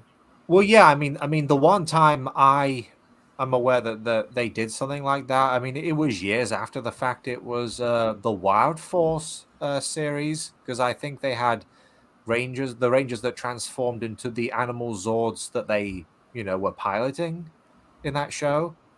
But that was well after Mighty Morphin Power Rangers. Oh yeah. Also, the Morpher they had could transform, which I thought was cool. Ah, yes. I also had I think it's the wind up bikes or something like that. And I'm just going off of memory here. But anyway, if so there's that, and if we can move on to the next slide. So yeah, to the shock of absolutely no one, I got into Transformers with Beast Wars. There was a commercial on television, and the UK version of the Beast Wars commercial doesn't have the pizzazz that the American one does. But it's how I saw the toys, and I wanted them. Gimme, gimme, gimme. Uh, my first ever Transformers toy that I owned was the figure you see on the right hand side, which is Armadillo, Beast Wars Basic Class, the Maximal Armadillo. And, from there I got more Beast Wars toys as various gifts and presents. And also I watched the Beast Wars animated series. And annoyingly, only the first two series aired on terrestrial television back in the day. It was on, it was on GMTV, which is like a subdivision of ITV, one of the networks here in the UK. Yeah. And like I said, we only got the first two seasons, which was annoying, which means that for a while, for me, the show ended on the biggest cliffhanger you could possibly imagine. Was that the one where they erased the Maximals from time? Yeah, spoilers, by the way, for the few people watching this podcast who haven't seen it. But I mean, you could get the third season on VHS, barring Optimal Situation, annoyingly, which I got years after the fact. And eventually the full series was aired on Channel 5, I believe it was. But yeah, that was like in the early 2000s, where they had the full series. And speaking of like the early 2000s, that was around the time where my interest in Transformers didn't so much disappear as much as just fade into the background for a while. I was still like, I was checking out various TF sites like, is it pronounced Sabertron or Cybertron.com? I don't really know. I think it's supposed to be Sabertron, but everyone just says Cybertron. Well, you know which one I'm talking about anyway. And Yeah. there was also another site called TF Racetrack, which is long gone at this point. And Unicron.com as well. I don't know if any of you guys have checked that out. Well, I'm doing. Y'all all know I'm doing my beautification project on my YouTube channel, and Unicron.com has some brilliant Transformers packaging scans that have come in clutch so many times for me. It's half the reason why my thumbnails look as good as they do. They sure do. But beyond that, like I was saying, like throughout the early 2000s, my interest sort of faded into the background for a while other things were going on. But that was until the Alternators toy line came about, and I picked up a few that were actually released in the United Kingdom. And I think at this point I want to stop here because I want to save where that took me to for the second part of this podcast. So if anyone wants to, touch on anything I've discussed, feel free.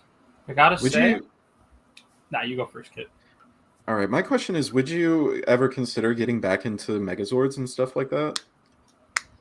I don't really know. I mean, you like on the one hand, like in terms of like if you're talking about for my YouTube channel, which obviously I'm going to talk about later, it would obviously vary things on my channel a little bit how I get a hold of them because I hear a lot of the all Power Rangers toys are pretty pricey at this point. I mean, like I'm sure at least Kit knows because he watches my channel regularly that one of my video reviews this year was of the Digimon Digivolving Greymon figure, and that's basically my attempts at expanding outside of Transformers for my channel. And in case anyone asks, I also have the Digivolving Garurumon.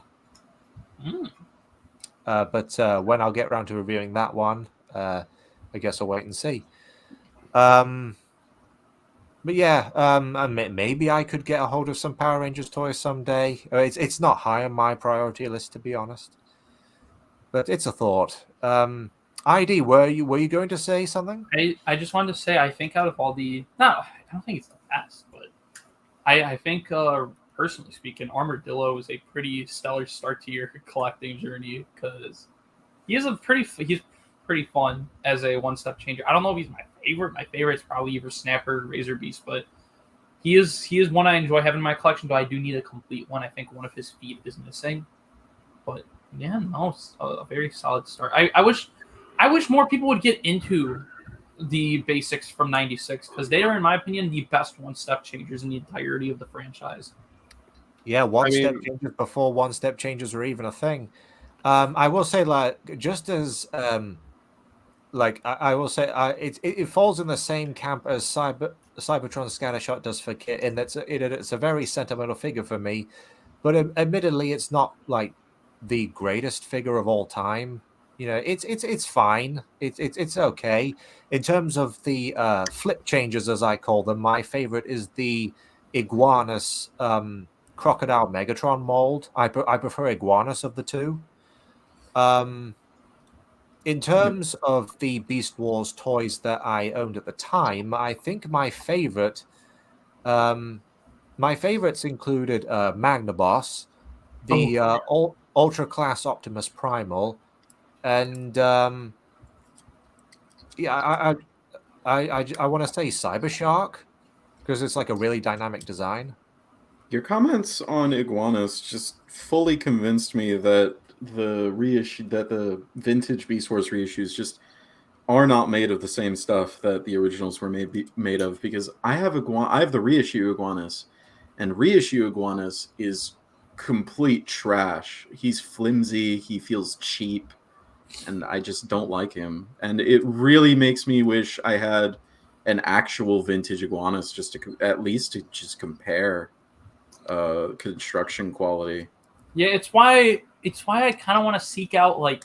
Well, I mean, I'm pretty sure I've got most of the figures I wanted from the reissue line in vintage form. But like, I got reissue Primal. He's not bad. He's great. He's what I mean is it's original Optimus Primal, like one of the best Transformers from his time. But I kind of want to seek out an original one more just to have the original, you know. But also because I think the quality might be a little bit more up to par with all the vast collection of original Beast Wars I got. I remember I have a friend who was talking to me about how they were complaining about how they got they had like Beast Wars Primal as a kid, and they were complaining about how they didn't like the toy because it was just a humanoid robot that turned into another humanoid creature. That's the point. Like, I was like, "The fuck you talking about?" Beast Wars Optimus was like one of the best toys out there, but also he does like a billion things on top of it, you know. So like, different strokes, I guess. But I thought that very was funny.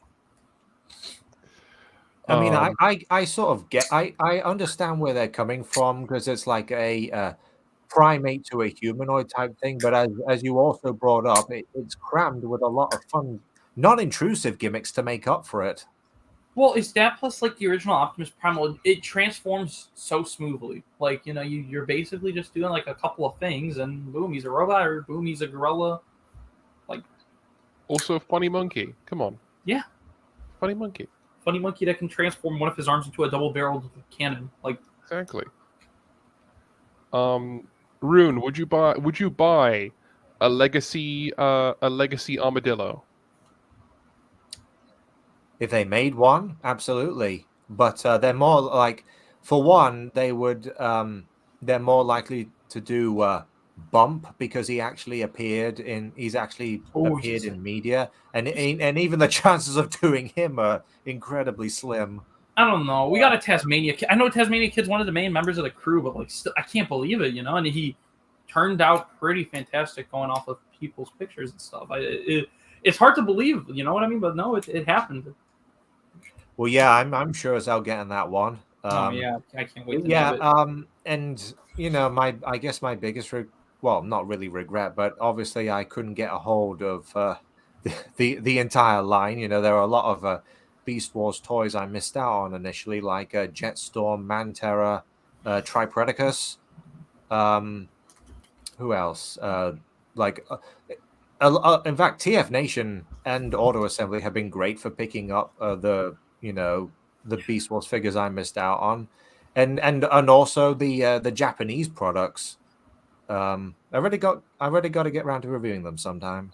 Rune, do you remember a couple years ago, my first year, they had I think we talked about this already. They had a table with like a bunch of mint in box Beast Wars toys. At a TF Nation, you mean? Yeah, it was. I think it was 2020. I remember like at a TF Nation there was a cabinet full of open Beast Wars toys, but I'll have to check because I'm pretty sure there may have been boxed Beast Wars toys at a previous convention, but Because it escapes. Sorry, go on. I was just saying because I do remember like at the first TF Nation I went to, which was 2 years ago, they had one table was just like chock-a-block with like mint on card and like in-box Beast Wars figures. Would it have been 2 years ago? Because that was 2021 and TF Nation was still out of action at that point. Oh, it would have been 2020 then. My apologies. Well, no, 20. It was also. It would have been sorry, 2022. My bad. Well, yeah, that's probably when it was. I got to check my photos sometime for that one. Yeah, fun memories, and obviously memories that I'll be touching on in part 2 of this podcast, which I think we should probably move on to, Kit. Yes. So we've all discussed how we got into Transformers in the first place, and now part 2 is what we've done with that cursed knowledge. It looks like we're doing it in the same order as we did the first section, so that means I'm going first. So ever since I was in middle school, I wanted to pick up Transformers reviewing as a hobby.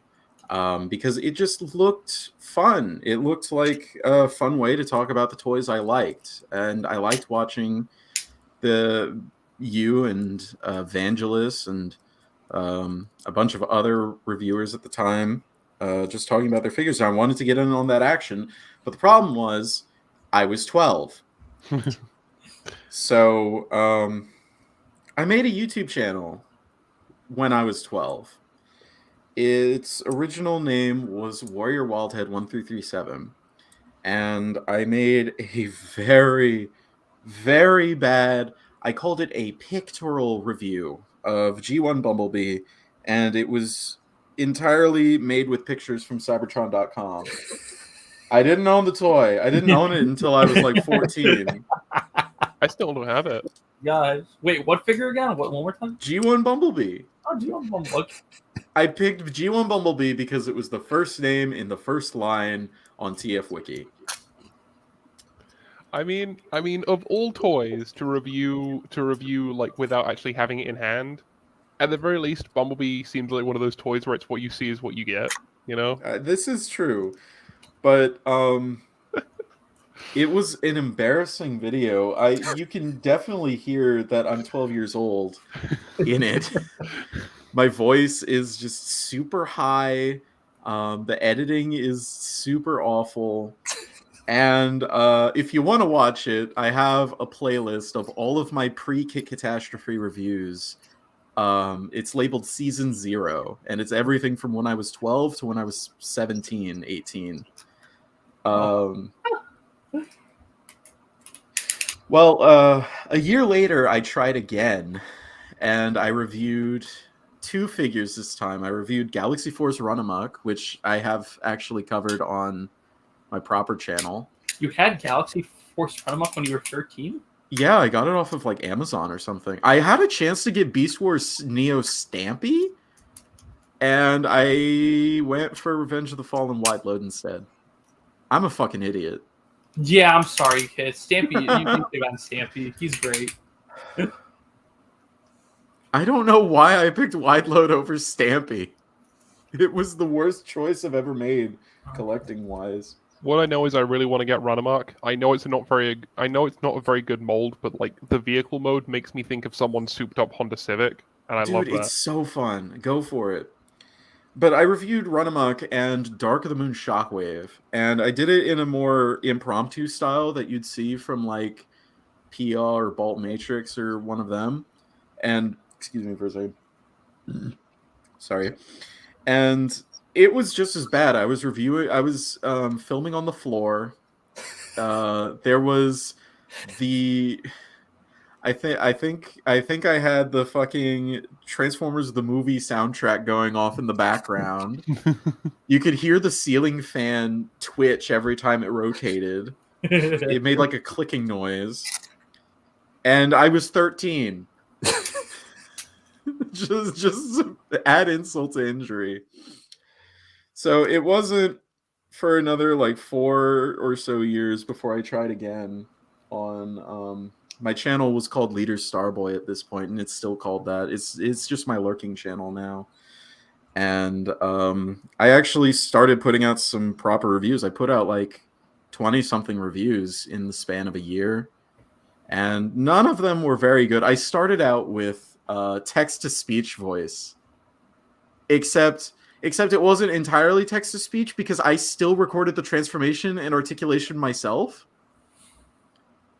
So I don't know what I was going for with that. I quickly phased out of that in terms of like short scripted videos.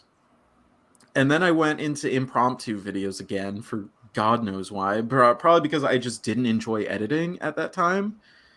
And then like I actually, once Power of the Prime started kicking off, I did some reviews for those toys and actually put some effort into those videos. And then that was my freshman year of college when I started those. And summer break came and went, and once that was done, I was just like, okay, I want a fresh start. And so I made a new channel, and Kit. What's a name I can come up with? And my real name could be shortened to Kit Katastrophe. That's a neat name. I'll go So it with wasn't that. a Kit Kat pun then. No. It was just a word that went well with Kit. Okay. I had a phase around that time where I wanted to go by Kit in real life. Oh no.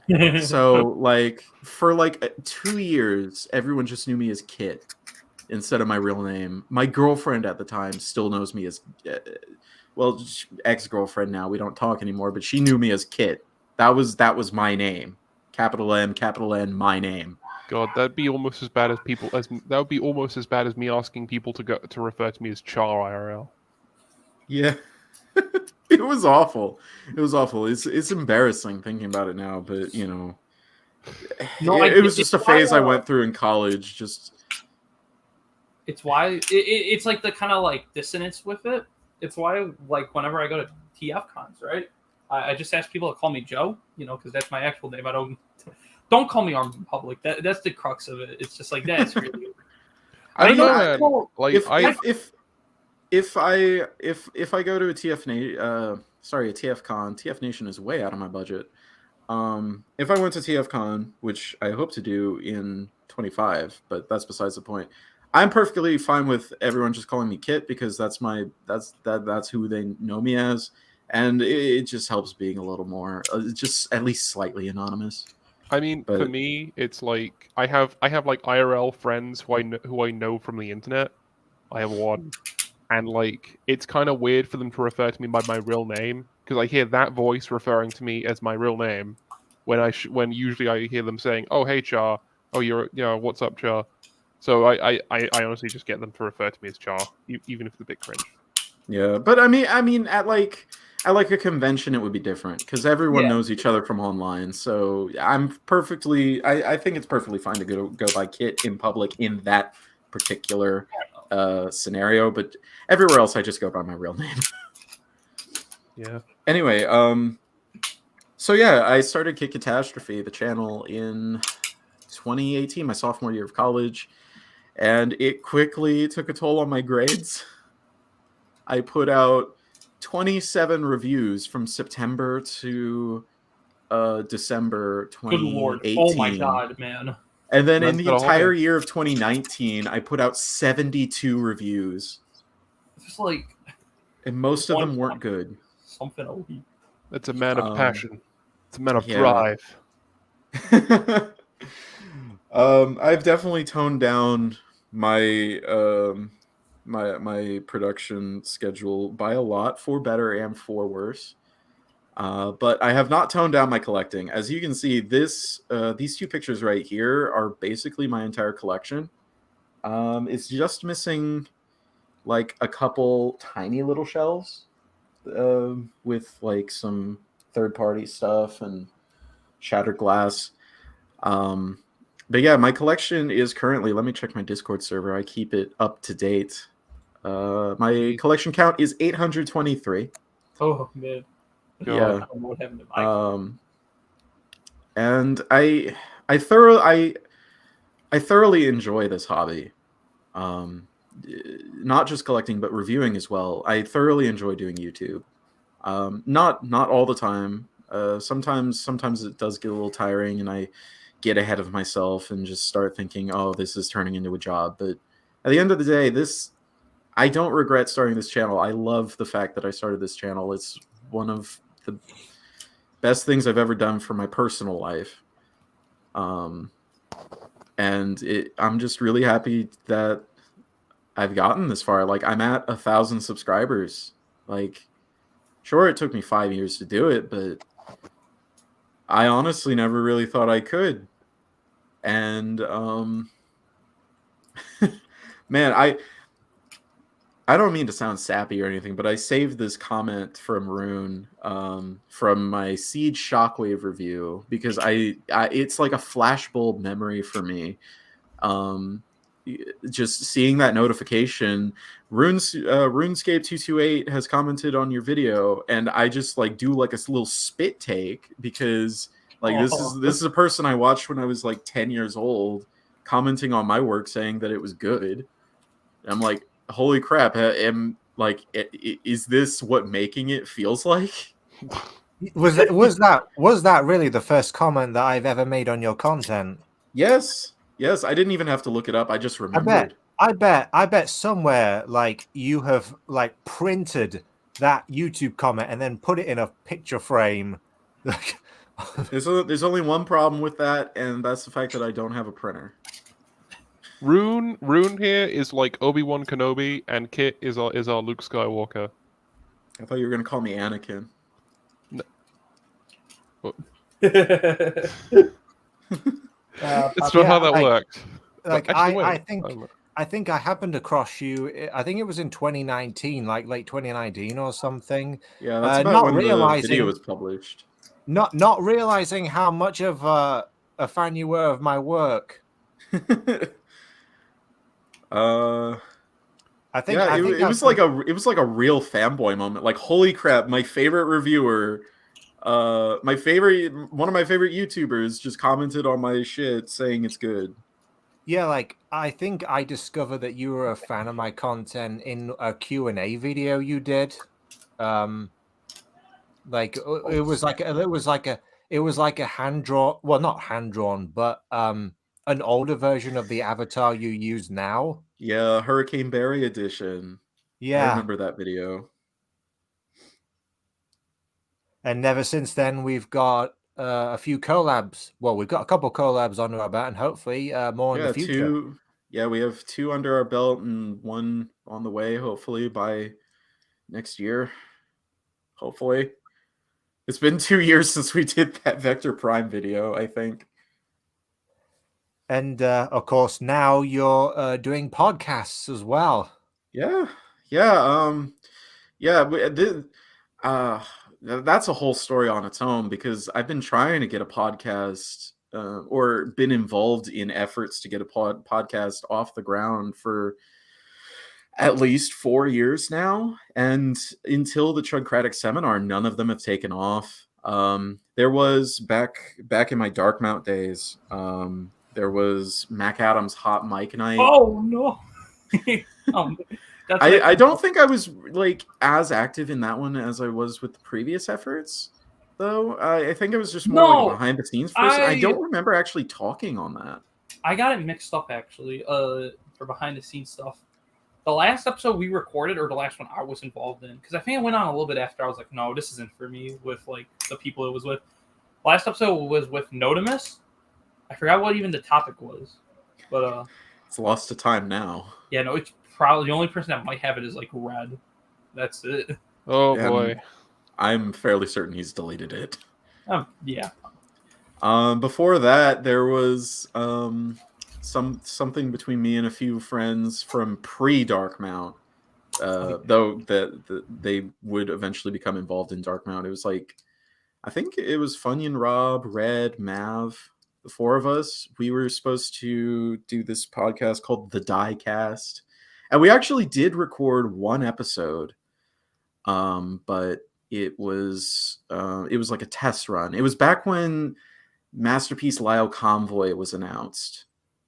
I don't remember how long ago that was, but that was one of the topics, MP Lyle Convoy.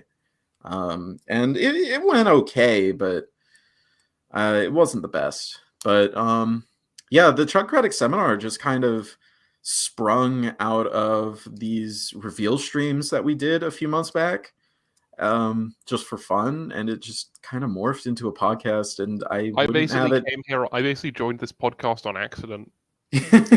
Yeah, we needed an understudy for Armed, and you answered the call. I was just so iconic. You had to keep it. But yeah, I'm really happy with how everything's turned out. I would like to get more active on YouTube once again now that I sort of have my life straightened out. Because last year was, or this past year has been so chaotic. I've moved twice in the span of 3 months. Twice? Oh my god. I've had 2 different jobs. The current one is permanent, but the first one was like a temp position, just to get money. I graduated college, so that's most of the reason why I've only made 3 videos, like 3 actual reviews so far this year, and and I don't intend on making another until next month. So, but I'm really excited for the future of Kit Katastrophe as a channel and as a person. It, man. Did I have a second slide? No, I Nope, didn't. you It was did. just the one. Okay. Oh man, does that mean I'm next? Yeah. All right. So this is kind of a smorgasbord of like where I've gone with Transformers as a hobby I indulge in online, as well as personally, because for like 2 years I basically it was just insular. I just took it as is for myself. I didn't really know there was like a wide fandom like there actually is, right? But then I started checking out the YouTubers I used to watch as a kid again, and also learned about so many new ones. And I won't lie, like I think one of the ones that really put me on it was Jobby. Like, as in, like, people take reviews like super seriously now. It was like it was kind of a eye opener. Eventually, like, just through starting to open myself up more and more, I eventually met like most of you guys slowly. Like, I'm pretty sure Order went Kit, Rune, Char. Yeah, I think so. I met you on Dark Mount. Yeah, but like it was like well into the time I was there. Yeah. I don't really associate you with like being a Dark Mount guy, honestly. I wasn't really active on Dark Mount. But I was mostly friends with Red, and back before Red had his massive meltdown. yeah, but like eventually getting to know like Kit and the crew like super well, I felt spurred to get my own camera and get my own light box, start doing photography online. I even back in like 2018 actually dabbled in painting customs just a little bit. Like I did basically a kit bash into like Pretender Starscream or X-Master Starscream from like some Siege Seekers. But it was only like in 2020 when I started the IdArmed reviews channel, and it feels pretty amateur looking back at it, but like at the same time, I'm pretty fond of it, because I got to put my voice out there, literally and metaphorically. And strangely enough, like I look back at some of my videos, they have acquired a good number of views, like in the several hundreds, which is like something I never expected for someone I haven't touched in like the better part of 2 years, right? Man, don't forget you were the first person to review Select's Deep cover. Yes, The I was. first. I was also the first person to review what's his name, Drakeodon, but for more sketchy reasons, Yeah, but at least Deep cover was you got it Yeah, legit deep cover for the was. store. I still don't know how that happened, but eventually, I don't know. I just felt like I couldn't really express myself through reviews. Not because reviewing is a bad way to express. That's literally the point of review. You're expressing it, but I mean more as like a creative piece, which I know that's not like the point of a review, right? But like, Yeah, it was just an unsatisfying creative outlet for you. yeah, because you see how much all these other guys in the field of Transformer toy reviews can put their character, their expressionism, like all that, and it's like I don't know if I did that myself. So, honestly, by like mid 2021, I was like kind of feeling out of it. I was still making videos and stuff, right? But like I was actually diversifying into other toy lines and whatnot at that point. But one day, a friend got an extra Earthrise Deluxe and was like, "Who wants it?" I was like, "Oh yeah, I'll take it. Why not?" He sends it to me. It's Wheeljack. I don't know what to do with it since it's May 2021 ish. I think I have Earthrise Wheeljack already. So I'm like, what if I tried painting it? So I have this hobby shop like 5 minutes away from my place. I go there, I pick up some black paint, I spray it. I call it makeshift, like the Prime character I've actually never watched. And something clicked with me. I was like, I had fun doing that, right? So I was like, what if I do that again? I buy an Earthrise Sunstreaker. I paint it black and blue. And this time it's based on a character, an original character from another customizer. And like they like it. So I make that connection. And then I'm like, what if I just keep doing this more and more? And I keep doing it more and more. And like this crazy thing happens where people start noticing me on like a more consistent basis than the channel ever did. And it's something I really enjoy. And like I'm feeling like, oh, this matters to me. This makes me feel special. Like I don't know how to explain it. It's just like I can express myself with this. And I've kept going on and on. I've had some bumps. I've had some customs I'm not proud of and whatnot. And I've had a couple times where my customs get superseded by Hasbro actually doing the character. But like, where I'm at now, like all 4 of the customs on this slide are things I'm insanely proud of and things that I don't think Hasbro would ever do or ever do as good as this. And through all this, I've gained like, I don't want to call them fans. That's really wrong to say, but like I've gained lots of people that actually dig my work. An audience. So many friends in like the customizing community, like around the world. I'm talking like I know customizers from Hong Kong and Japan and Singapore and across the US, probably Canada, Europe. And I have just like this creative outlet that just makes me feel kind of special in the fandom. And not in like an egotistical way, but like I just feel like I got something that makes me stand out. Yeah, you got your niche. Yeah, and if you can go to the next slide, actually, like the best part of it is this is like both have to do with customs and not, is just like I've gained genuine like world experience through it. Because through TFCon, I've gone to places I never thought I'd go to or fall in love with. I've been to Toronto, I've been to Baltimore, I've been to Chicago. Next year I'm going to LA. And in like 2025, I'm aiming to maybe even go to TF Nation. And it's like through that, I get to meet so many of these people I can call friends in real life. I get to see toys I never would have thought. That's a Piss Magnus right there in the box and everything. You never think you see this stuff in person, and like you get as kind of like toxic and off-putting this fandom can be. Sometimes it like all those feelings can be washed away once you're like meeting these people in person, and you get to see like people, young and old, families, couples, like friends hanging out, just being happy over toy robots, and like. It's like too endearing for me to just like give up on, and like I've gained so much from it, like as a person.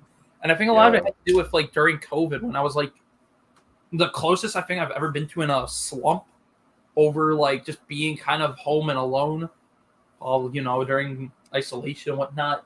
And that extended up to like maybe beginning of 2020 when my attitude started changing. Hey, wouldn't you know, my grades started increasing, all blah blah blah, and life started getting better. And I think Transformers genuinely, I wouldn't go as far as say it's like it saved my life or anything like that, but like it's just made me kind of appreciate my existence in a way, just more to the point where I'm at today, where I consider myself pretty well off and like very hopeful of the future. And yeah, no, Transformers is like a heavy part of that. So that's why I can't really see myself like giving up on this franchise anytime soon. That's a sweet story. Yeah. What is your favorite custom you've ever done?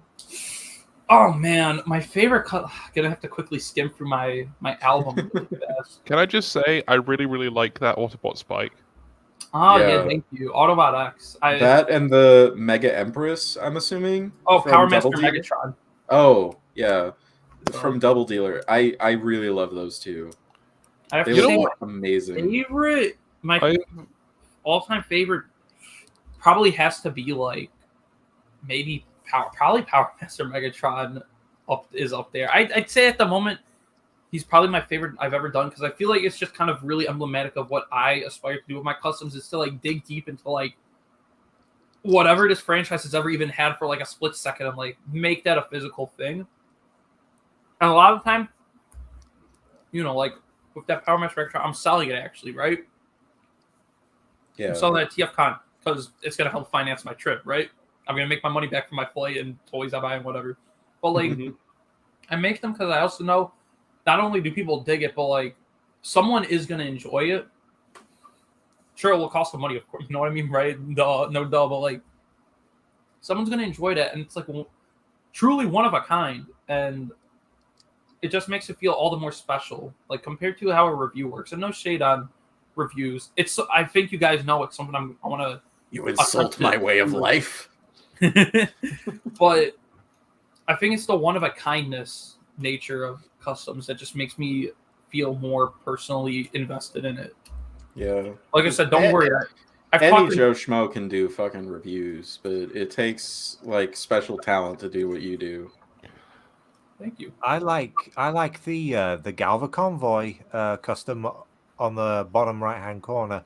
Another one that I think you've done is Robots in Disguise 2001 Sideways. Mm-hmm. Yeah, That one I did very, very recently. I wonder if yeah, we'll ever actually see it from Hasbro. because recently we've had Crash Bar. So would you consider doing a Robots in Disguise 2001 AXA from him? Oh, absolutely. No question. It's because we're getting, I think we're getting a We're getting Starseeker's Road Pig. Yep. And from that, I mean, if they ever want to do a sideways AXA 2-pack from that, it's possible. But I'd also be interested in seeing you try it. I'm gonna give it a shot. And this time, this sideways, I'm selling. Next time around, I'm gonna make a sideways and Axor to keep. I think And my favorite custom of yours was Revenge of the Fallen Dead End from Studio Series Sideways. Just because it's very rare to see you tackle a movie figure, and it turned out really well. And also, it's literally Flamewave. I'll be doing some more movie stuff soon, but like in a different way, not in like the legacy way, but like in a different way. Yeah. It'll be done before the end of the year. This next one. At least go on. What I was going to say, I've said this before, but what I really like about ID's stuff is it gives me the same vibe as like early 2000s Universe figures. Like when like all those repaints came out, and you had like really obscure references made into like Voyager class toys and stuff of like, oh, this one Micromaster from like 1987. Now he's a Voyager class repaint of Scattershot or something, Right. Like I Drop Shot. Yeah, like Drop Shot or Overload. Those two. But like that sort of vibe is part of what I really like about your work. That's like partially the angle I try and shoot for nowadays because, like I said, last year I had a lot of customs I did that ended up being eventually made by Hasbro. So it kind of I wouldn't say burnt me out, but like it burnt me out on doing obvious characters. But then I realized like, hey, if I do my own twist on it, then like it feels more special, and also Hasbro's never going to do it. Like And it's not like like Jazz from the Datsun mold. Yeah, that one was commissioned, but like again, someone like that, it's like appealing to me so hard that like I just took it and I did it in like less than a week, you know. So like, Or Shockwave from the modulator. and That's I a think that's a one I really like. actually on the topic of Shockwave specifically, I think that's my other favorite part. I've mentioned like the community aspect of why I stick around so hard with Transformers, but it's also I feel like with a collab custom, there is as much, sometimes if not more, like a sense of collaboration than like a collab review, because you get to work with these people designing like Digibash just based off of new weapons, new heads, sketches like for the new heads and weapons. It can be a lot more thorough than it looks like from like idea to execution. There can be a lot of behind the scenes work, and it just makes it more fruitful when the final thing is finished. Oh yeah. But One, yeah, all I gotta say, what? yeah, Sorry, it's just to get this out there. One custom that I have in mind is I'm not sure whether this is an original character you've done. I believe his name it was from Kingdom Cheeto called a Cliff Scythe. oh Or yeah, that was actually an original character I came up with. and is he like meant to be part of the Beast Wars universe or something? Yeah, like he's just like, what if there was just another? Like my whole gist was like, oh yeah, what if there was just another Cheeto repaint that was around during the Beast Wars? You see, Except this time he was like a mountain. I think I based him off of like some kind of mountain lion. like one idea like I have in mind for a future podcast is like sort of like designing your own Transformers line or something like that. And Oh, yeah, right. part of that would be like we could discuss what we would like original characters that we could redeco existing molds into, and it's like your customs are actually a great idea for that. No, you're not wrong. Like again, with just with how much obscure stuff or just my own ideas I put into it, I think I could really actually just come up with a whole wave off of my like decos and customs. But I think that's what the crux of what I had to say. Yeah, I think it's time we move on to Char. Sure. So,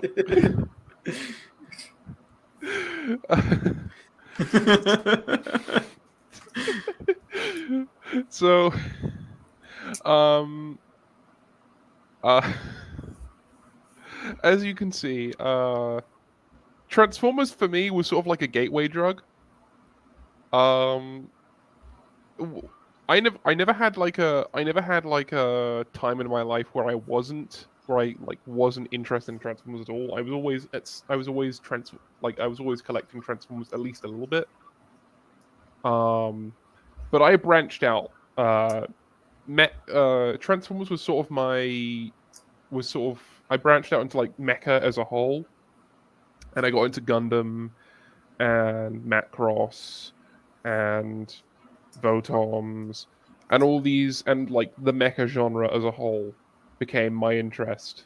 I will say it's something that is criminally like not talked about is there's like this trifecta. I feel like amongst the Transformers fans I know in like their early mid-20s, right? So most of my friends, right, where you are either you like out of this trifecta of Transformers, other mecha, and tokusatsu, you are involved in at least two of them, or like you are interested in two of them. Sometimes free, which is like the dangerous one. So I totally understand like the gateway thing being part of like that. In fact, I totally forgot to mention this. I used to paint Gunpla like when I was in high school, but like eventually, I got into Transformers. Transformers kind of superseded Gundam, and then I got into painting. And I'm pretty sure part of that instinct to paint came from Gundam. So like I totally get what you mean. But yeah, Transformers was sort of a gateway into mecha and also into my interest in real life vehicles and real life equipment. And as much as I've gone to TF Nation and stuff like that, I've also been to places like War and Peace and to Air Force museums and tank museums in my life. And that's been something that I've enjoyed doing a lot when I've gone to these places. and that's become a massive interest for me, as you can probably tell from my commentary about Transformers toys, and complaining when they aren't. Oh, the Sneed Feed 5 from Snongaria or whatever. That's not accurate.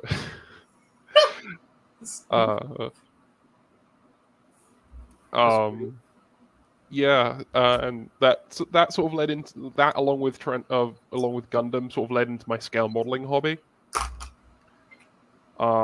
which is a big thing for me now. That's like what I spend half my time doing: scale models, and of course Warhammer 40k. Which, like I said, Transformers led into my interest in science fiction, and Warhammer was just standing there, ready for me.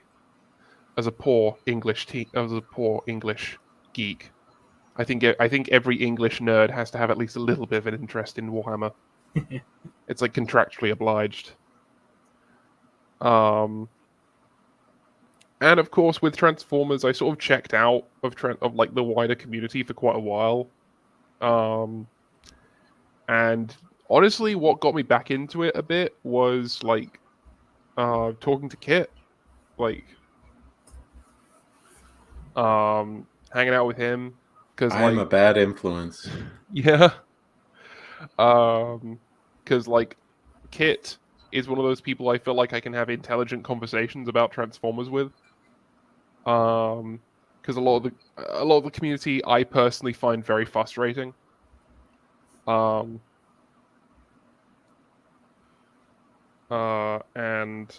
so,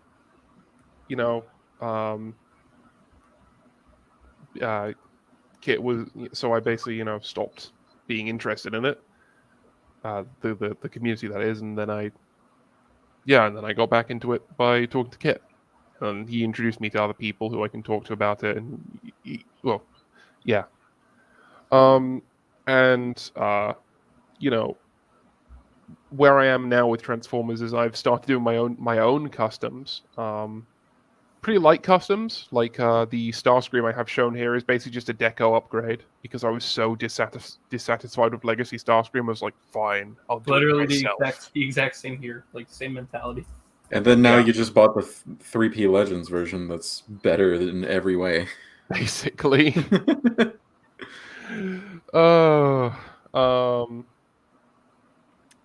And I've made like a third part, not a third party, but like my own replacement part kits for ROTF Bludgeon, which I intend to bring further into the future, and I intend to make into like a sort of my own thing, my own influence on this community, by making but both like my own replacement parts, so that people can keep their older figures in good nick, and like replace accessories that get lost, and also make my own designs and my own upgrade sets for kits, for figures, which I'd like to do. I can't wait to see it. Like, God, and and a big inspiration for me for those sorts of things is Sam's Forge and Hightail Creations. Just curious, do you know who Mavs is from Colts? Not familiar. Okay, because basically he's the one guy that's also spurred me to like being more interested in using people's like previously made replacement parts or upgrade kits for my customs, and I think more of those would be awesome. So that's why I'm kind of egging you on to get into it, because it's a great like subsection of the fandom. Hey, ID, I have an idea for a collab. If you want to talk about that later. Yes. You do some really good work. I really appreciate the people who make replacement parts for commonly broken Transformers, because I would have probably thrown out my Energon Scorponok years ago if no one had made Shapeways parts to replace the faulty shoulder bits. I should get those. I should get on those actually, because I mean, it was a big thing, because like when I was younger, it was something I thought about a lot, was how can you address GPS? Because like a lot of figures that people cherish, that people really like, have problems with GPS. They're basically ticking time bombs, Yeah. Originally I thought about like resin casting, by like making like copies of them that way. But then my skills in 3D modeling advanced, and I was like, well, I can do it this way now with my own 3D printer. Yeah, hopefully we'll end up seeing people preserve their Skyquakes and Black Xerax with 3D printed parts. I really hope so. I really hope so.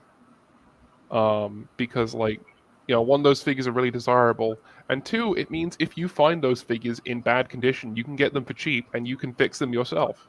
Yeah, Yeah, and there will be just more Skyquakes and Black Xerax to go around. Exactly. And we'll have some really good toys preserved. I mean, not exactly mint, but if you want to play with it, it's the best option. I mean, I'll be honest, I'm not really someone who cares about mint. I just want the toy to work, Yeah.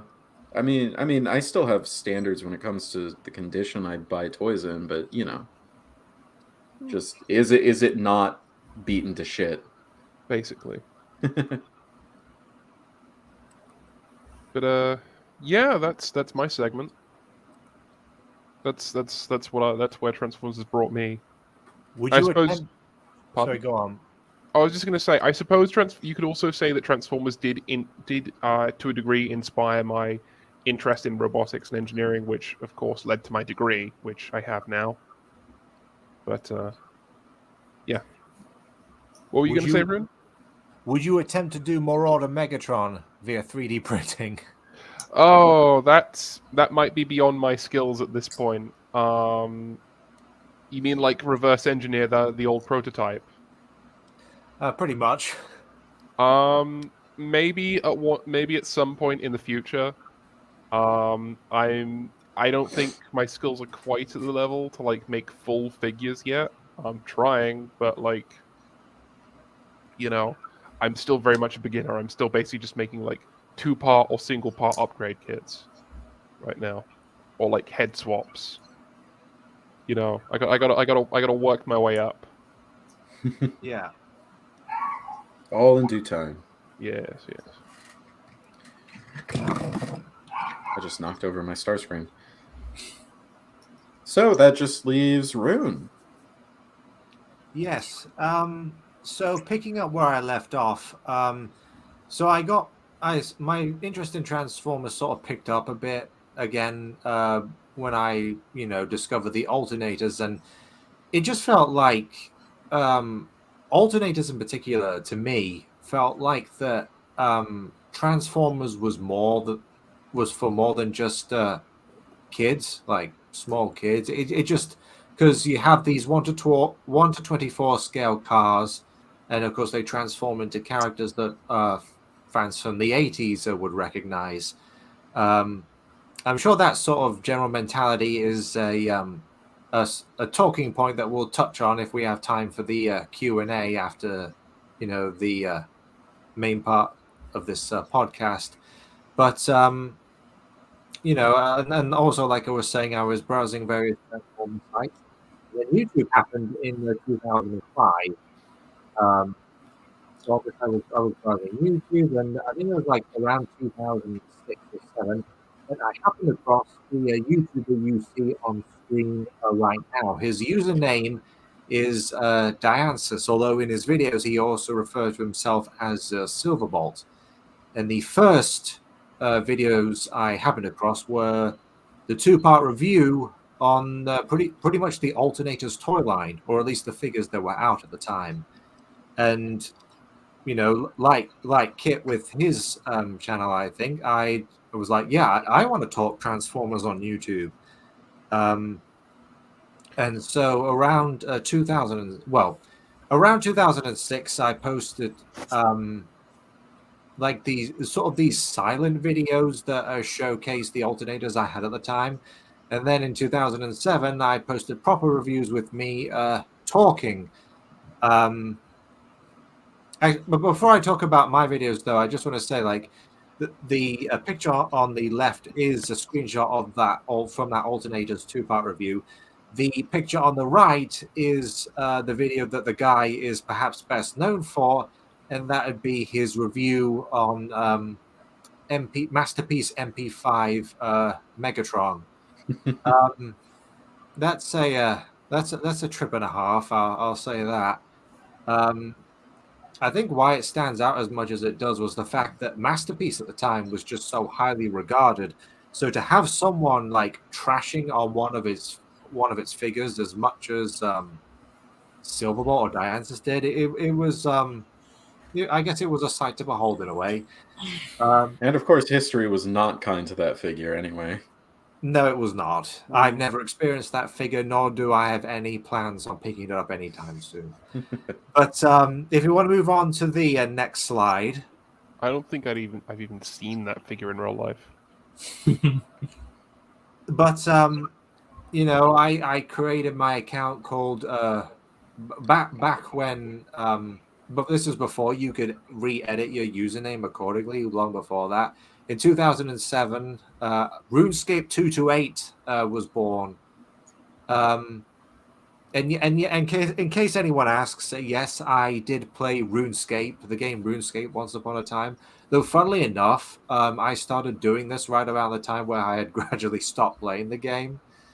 But RuneScape 228 was my original username, and my first proper review, and I use that word very loosely, was of Alternator's Wind Charger. Not exactly my proudest video, mainly because I was just so vague discussing the figure.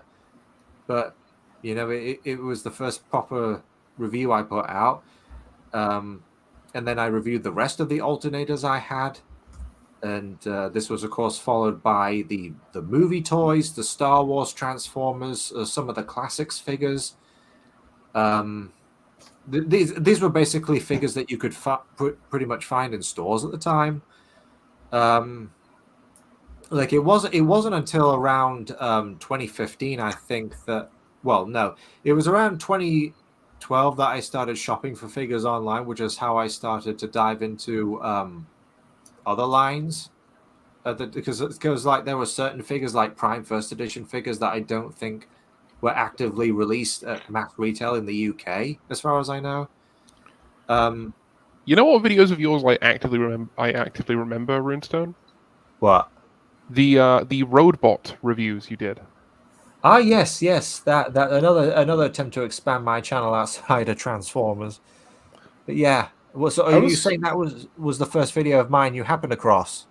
I think so, yeah. Because I was looking for robots, like reviews of robots, because they were the sort of thing I could find. Because same country. And I remember seeing them in Fuse videos, and I wanted to see more about them. And you were the only one, I think, making videos about them.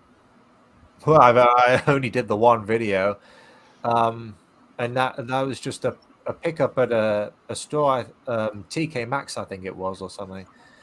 Yeah, basically just one of the knockoff brands, we'll say. I was quite fond of those Lego Technic videos you did. Yeah, like they were another toy line of my childhood, and a part of me keeps thinking I want to come back to them, but I don't know. For some reason, I just keep putting it off. Like, I don't know whether it's because they're just not as expansive as they could be, or whether they just feel very samey. Because, like, obviously there are certain vehicle models I like better than others, but in the grand scheme of things, the Lego Technic sets are pretty much just do what they set out to do. You can build two models with them, and the models are as functional as you'd expect, and there's not much more to it than that, really. Yeah. But around 2015 was around the time where I changed my name to Runestone, which I think flows better in a way. I mean, I obviously people will be nostalgic for the old username, but with Runestone, there's a certain obviously runic theme I could create for my channel, which is not to brag, but I do think it helps stand out because everyone else is like robot tech and all that because they're reviewing Transformers. That's kind of the predictable way to go. Yeah, insert your name here in this Prime. Yeah. So I've been active since 2007. 2020, thanks to technically 2019, I guess, was a certain copper scare happened, and with that, I temporarily left YouTube and rebranded myself, complete with a new ranking system, and of course, adopting a Cybertron Sideways as visor as my current, well, not really my avatar, but an icon for my profile. And of course, that was helped in part because of your appearance in my 100th video. I don't know if it was because I think yeah, I recall you using that figure as an avatar for me in that video, but I'm not dead, I just moved. But yeah, obviously I came back to YouTube because Vlad, the website I was on, temporarily went tits up. I remember the Valero. Yeah, the first video I did under the rebranding was a Siege Impactor, who I personally think is a really nice toy. Not my favorite. Char disagrees. So what? I said I know Char disagrees. I just think it's mid. I don't think it's bad. Oh, okay. Well, I mean, it's not my favorite figure from like the War for Cybertron trilogy, but I still really liked it. Yeah, I returned to YouTube, and like I said, I think now would be a good time to go across to the next slide. All right. Because my relationship with the Transformers reviewing community, I've been like, I guess in the background in the grand scheme of things, because obviously you have your big names like Bolt Matrix, Purg, Optibonimus. Whether you like, this isn't me like saying I like the guys or dislike the guys. I'm just pointing out the reviewers that are active at the time. Matrix Prime. Again, I refer you to Silverbolt, TJ Omega, Vangelis, all the other old names you can think of. Theo? Yes, Theo. I don't watch his content regularly, but he's a cool chap. I've like seen him at TF Nation. He's a cool chap. There's also Kal-El Prime, who is one of the people who hosts the Auto Assembly and TF Nation conventions. Cobra Commander TFW, all those names. And like on the top right hand side of the screen, with RID Optimus Prime, that represents a channel called Teletran 3, in which Transformers reviewers that were active at the time did collabs with each other, and I took part in 3. I did Deluxe Animated Soundwave with Diansis, Beast Wars Basic Class Clawjaw, the original release with Cobra Commander TFW, who I think now goes by the name of Deceased Andy or something like that, and Beast Wars Basic Class Ares, the original release I did with Kal-El Prime. I think I've only seen the Clawjaw one. In terms of like collabs on my own channel, the person in the middle of the screen, Von Rojaz, I did a collab with on the Revenge of the Fallen film, and I think they go by they them pronouns. I'm not entirely sure, but they're cool. Unfortunately, that review is not one of my best looking back because it was more their video than mine. I was like very brief with my commentary on Revenge of the Fallen. But yeah, there's someone I did a collab with, and of course the person on the bottom right, Wavelength. I did I did collabs both on his channel and mine, Vector Prime and Armada Blur. Yeah, Right? and back in the Armada Blur video, I was still in my Pretender shell. Yes.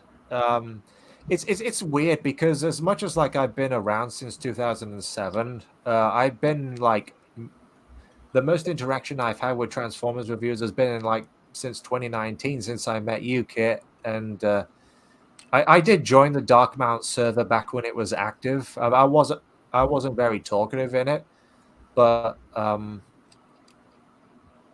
yeah, I mean I joined that. I've joined TG Omega server, and I'm I've banned joined. from there. Okay, sorry, Did what? I ever tell you? Did I ever tell you I was banned from there? You were? Oh, what TJ's? Yeah. Yeah, I think I recall why.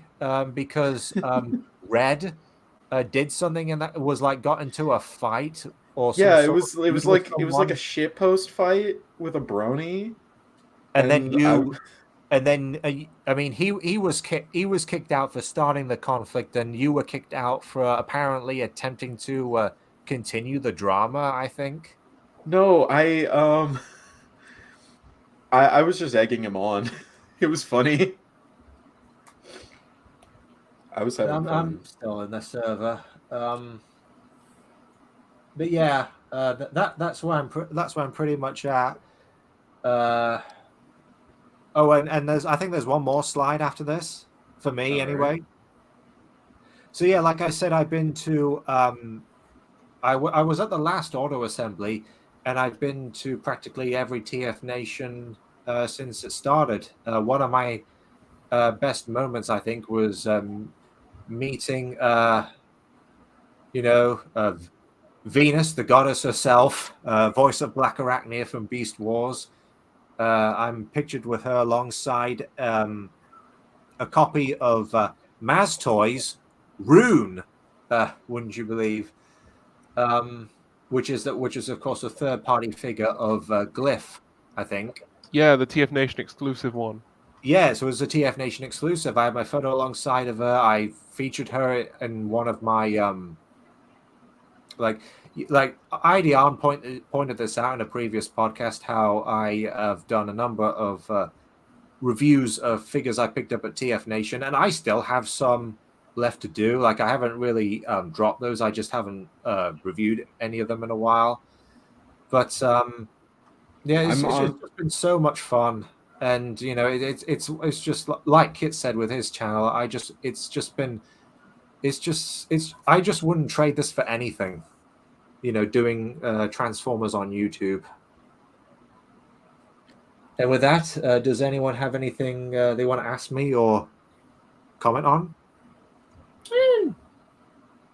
No, not really. The only thing is like, again, I think I really do dig how you make conventions more special by integrating it into your like reviews.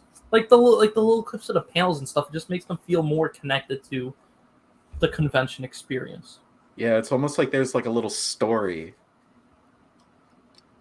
I Well, like there it. is, I'd say, and everyone deserves to have their story told. I've been rewatching some of your videos just because I'm bored lately, and I was honestly tempted to like write down which figures I got from which convention and include a little sting in the beginning like you do. Yeah. I might do that for the 2 GeekCon hauls that I've done. But the first one is just 5 GoBots, so don't know when I'm getting around to them. Hey, GoBots are goated. Yeah, but I just don't know when I'm getting around to reviewing them. Fair enough. GoBots more like GoatBots for now. So I think that wraps up our main topic. We have a couple more slides. On my Discord server, Kickatopia, link on my YouTube channel, I've opened up a little submission channel for people to, submit questions for the podcast, and we've selected 4 of them that we can answer tonight, unless any of y'all want to go early.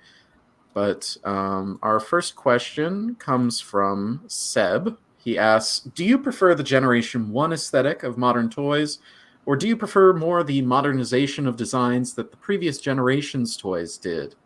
Basically, do you prefer old Chug or new Chug? Okay, I have some opinions. I have some strong opinions. I honestly think that one of the worst decisions Hasbro made was deciding that they wanted to go all in on the cartoon accuracy aesthetic. I think that one of the coolest things for me with Chug, with like old Chug and Generations and Classics, was the modernization of the designs. Was seeing how these old designs would get reinterpreted into more newer design, into like new designs, and how they'd be put through a new lens. And if you wanted something that was supposed to be accurate to the original figure, you had Masterpiece for that, or the original, something that was supposed to be a representation of the original character, like as close as possible. That was what Masterpiece was for. And even then, to a degree, Masterpiece was still, I think, better when it was adapting the designs rather than just entirely copying them. I think one of the best examples I can think of off the top of my head is Generations Perceptor. In practice, not the best figure, honestly, but in concept, changing him from a microscope to a half-track exploration vehicle was an excellent idea. And it really did pay off in the design. It's just unfortunate that the rest of the figure wasn't amazing.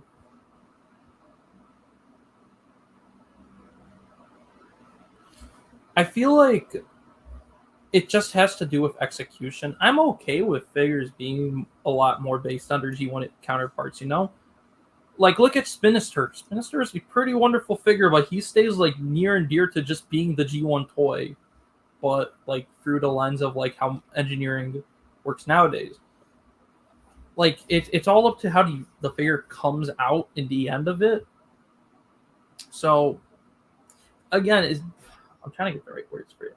I do think it's nice though when they modernize things. That's why I do like VNR a lot. Like it just.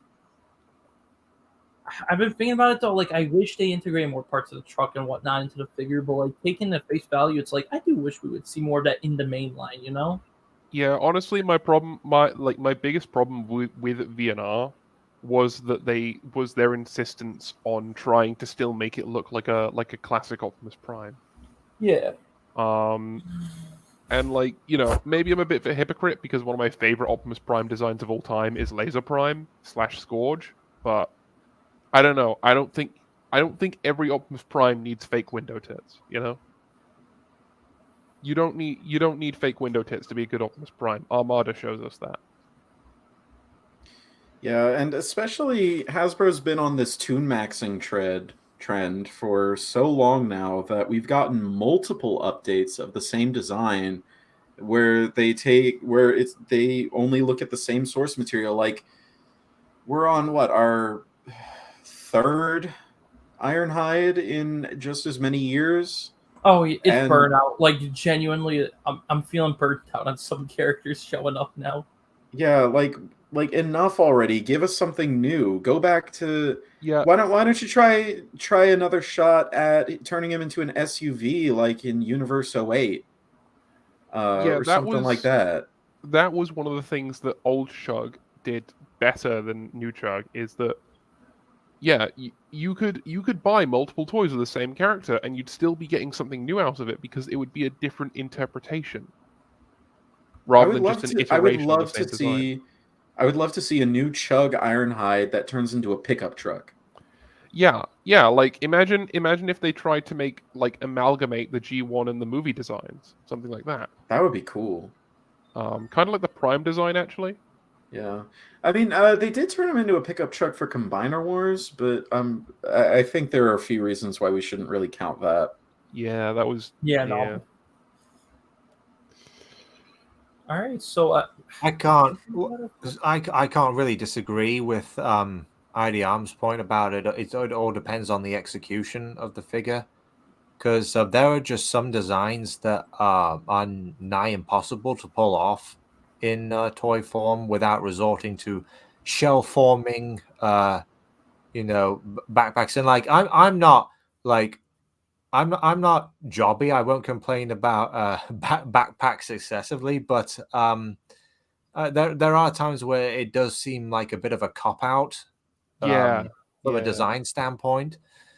And I posted this recently on Twitter. Like, one of the things I keep hearing about the new Legacy Prime Universe Thundertron is that, he's an unknown. Why is he getting a new toy? Oh, I'm sorry. Do you want another figure of a member of the art crew for the umpteenth bloody time? At least. And I know he technically falls under the category of revisiting a past character, but at least it's an unexpected pull. It's something refreshing in that respect. Yeah, I don't think anyone expected fucking Thundertron. Yeah, honestly, it's just such a. It's like, do we really need the 86 crew again? Or do we really need the 84 crew again? Do we really Sure, need as long as the again? designs are new. Well, sure. I mean, like I'm okay with getting getting the same like 5 characters every 2 years or so, as long as the designs are different. Okay, yeah, fair enough. If it was a new design, then that would be different. But if it's just the same design, if it's the same like update of the Sunbow 84 crew over and over again, like what's even the point? This is why I'm so not looking forward to Commander Optimus, and why I was very nonplussed about Commander Ultra Magnus. It's like I've heard people comparing like New Chug to like Marvel Legends, but the thing is, at least Marvel Legends will do characters from like lots of different eras of Marvel. Yeah. You won't just get the fucking Avengers over and over and over again. I mean, you sort of will, but it's spaced out more. Yeah. I just really want them to focus on characters that haven't had toys in a while. I'm still pining for a Generation 1 landfill in Chug. Give us Vile and Jiger. We're like, I personally feel like we're slowly like moving away from that. You know what I'm like? I mean, I say that, but we're getting Commander G1 Optimus next year. But I can sort of see where you're coming from. I mean, okay, here's the thing. I can cut certain characters, check like an Optimus and Bumblebee, and even with guys like Optimus, Bumblebee, Starscream, they're doing like different versions of them now. So like, it's not like we're continuously getting them, but I think Ironhide was the one that just made me like break bad, because it broke my mind. Because like, do we really need free Ironhide toys? Jesse, we have to chug. It gets so absurd sometimes with like what characters they repeat that like you just don't feel invested in like going for them, so you just kind of stick with what you got. Devil's advocate. Like, I am more than happy enough with Earthright's Ironhide. I don't need to spend $35 again, or like $35 just to feel a little bit better. Devil's advocate for Commander Optimus Prime though. Yeah. It is probably the most appropriate thing for a 40th anniversary toy. Yeah, I can't make any arguments against that. Assuming it's good, I'm buying it day one because I love Optimus Prime that much. So I mean, I'm not gonna buy it, but I'm not gonna complain about it existing. Yeah, no. But I can understand why Studio Series fans are probably bummed out that like for 2 years in a row their quote unquote movie focused toy line has done to G1 trucks with trailers. So I get it though. When the rest of the Commander class is also full of trucks with trailers. Yeah. They got Armada Prime and Motormaster, Rodimus Prime. Yeah. Fuck, you're right. You're actually right. Like half the fucking Commander class releases now are trucks with trailers. Magmatron would be such a nice break. I can't wait. Can't argue with that. So speaking of having multiple versions of the same character over and over, our next question comes from Funyun Rob. He asks, which Transformers character do you have the most figures of, and why is it Bumblebee? Okay. For me, the answer is actually Optimus Prime. I have somewhere near 20 Optimus Primes. I'm pretty sure it's up there. But if I had to guess a character I own second most of, it's Repugnus. Really? Yeah. I have Power to Primes. I have Titans Return. I have... Who are you? TRDQ? I have his Repugnus pin, but I'm not going to count that as a figure because that'd be silly. I have Universe Repugnus, which is probably one of my favorite repaints ever made because like it works so well. And then I have this like. It has GPS. Does it? Wait, does it? Wait, which one are you talking about? Universe. The Cybertron repack or the Beast Wars repaint? The Buzzclaw repaint. Oh, okay. Never mind. Okay. ID. Do you have anything more to say? Wait, one more time. Do you have anything else? Because I was going to say something, but if you want, no, that's it. Okay. For me, it's Optimus Prime as well. If it's just Optimus Prime, then it's something like 20, 21, 22. If it's including Scourge and Nemesis Prime, it goes up to like 30 something. And I did not realize I had this many Optimus Primes. When I saw that question, I had to when I saw that question earlier, I had to go into my room and check how many Optimus Primes and like physically count how many. And I'm still not sure how many Optimus Primes I have. But I will justify it by saying Optimus Prime is one of those characters that does get the most varied and generally high quality toys. Like no one's going to argue that Armada Prime, no one's going to argue you're getting the same thing out of Armada Prime, Energon Prime, and RID Prime. Like, they're all very different figures. So, that being said, I do have too many G1 Optimus Primes. I have 27 Optimus Primes, 4 Optimus Primals, and 2 Orion Paxes. Jeez. I have to remember to like actually make I'm going to do a lot of most of them are actually movie Optimus. I also have 2 Cybertron Optimus Primes. Me too. One is my childhood one that I have signed by Gary Chalk. The other one is the one that I bought as like to have complete. It's not missing anything. Actually, I have 3 Cybertron Optimuses. I have the leader class from when I was a kid. I have the Legends class, the one with the black legs, not the blue legs, and I have the monkey. Oh, I have the blue legs one as well. The Blue Legs Legends. You know, the sad part for me is that it probably is Bumblebee for me. Let me see how many Bumblebees I have. I basically you can thank Studio Series for that one. Although I also own, like I said, I also own Origins Bumblebee, and I've reviewed a few Bumblebee figures in the past. In my collection channel, I have 18 Bumblebees, but I've sold 2 of them. I'm going to take a look real quick and see if I can like spot what the second most common character in my collection is. I'll be right back. I have 23 Megatrons. I have 17 Starscreams. Jesus. So yeah, I think Megatron is my second most. And then Bumblebee and then Starscream. While we're waiting on him, should we move on to the next question? Yeah. All right. Our third question comes from Blamo Stramo. What is the toy that made you realize that toys can be bad? I don't really have an answer to this question. It's not something like I just happened across out of the blue. It's just I guess something I just gradually got accustomed to.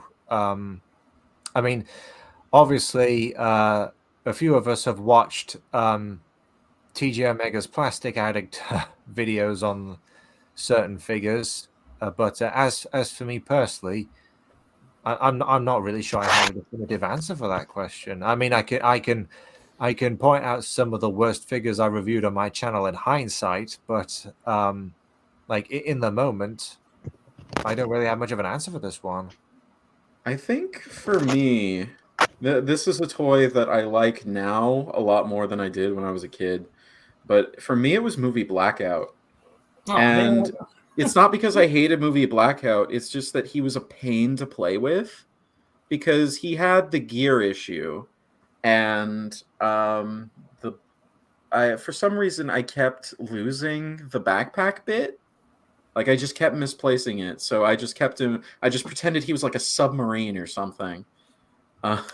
Yeah, I lost that bit as well. I think I Also, did as And well. to this Got it. day, he still never like pegs in all the way, even though I've tried fixing the gear issue. And also I I just lost all the I lost all the rotor blades on mine. and Scorponok, his tail ripped for some reason. I don't even know why. And basically the long and short of it was that it was the toy I enjoyed playing with the least as a kid. Also, on the last question, if we are counting Macross Valkyries, I have 9 Jetfires. Nice. If we're counting Macross Valkyries. Otherwise, it's like 4. Anyway. Anyway, Sharon, the floor is yours for this Oh, man. question. Oh, right. When did I realize what was a toy that made me realize toys could be bad? There's no toy that I'd say like made me angrily bad or like really or like that I ever got upset with. More like I'm trying to think of a toy that just really disappointed me when I got it. I have to say, for me personally, as like a modern collector, it would have to be like Earthrise RC. Earthrise RC was the first figure that genuinely like baffled me. Ugh. I distinctly remember buying or having my parents buy me Cybertron Dirt Boss and being so frustrated that the wheels couldn't turn. Like they Cybertron were so Turbo? stiff. Yeah, right. They are kind of weird, aren't they? Like, They're really stiff. I think the figure I've been not necessarily the worst in my collection, but the figure I've probably been disappointed the most by was probably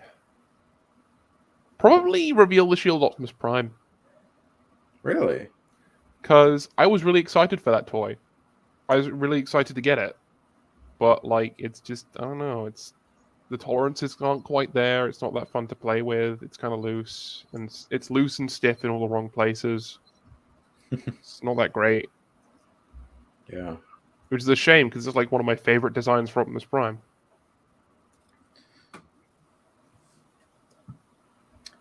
I feel like this question has come the closest to stumping us. yeah.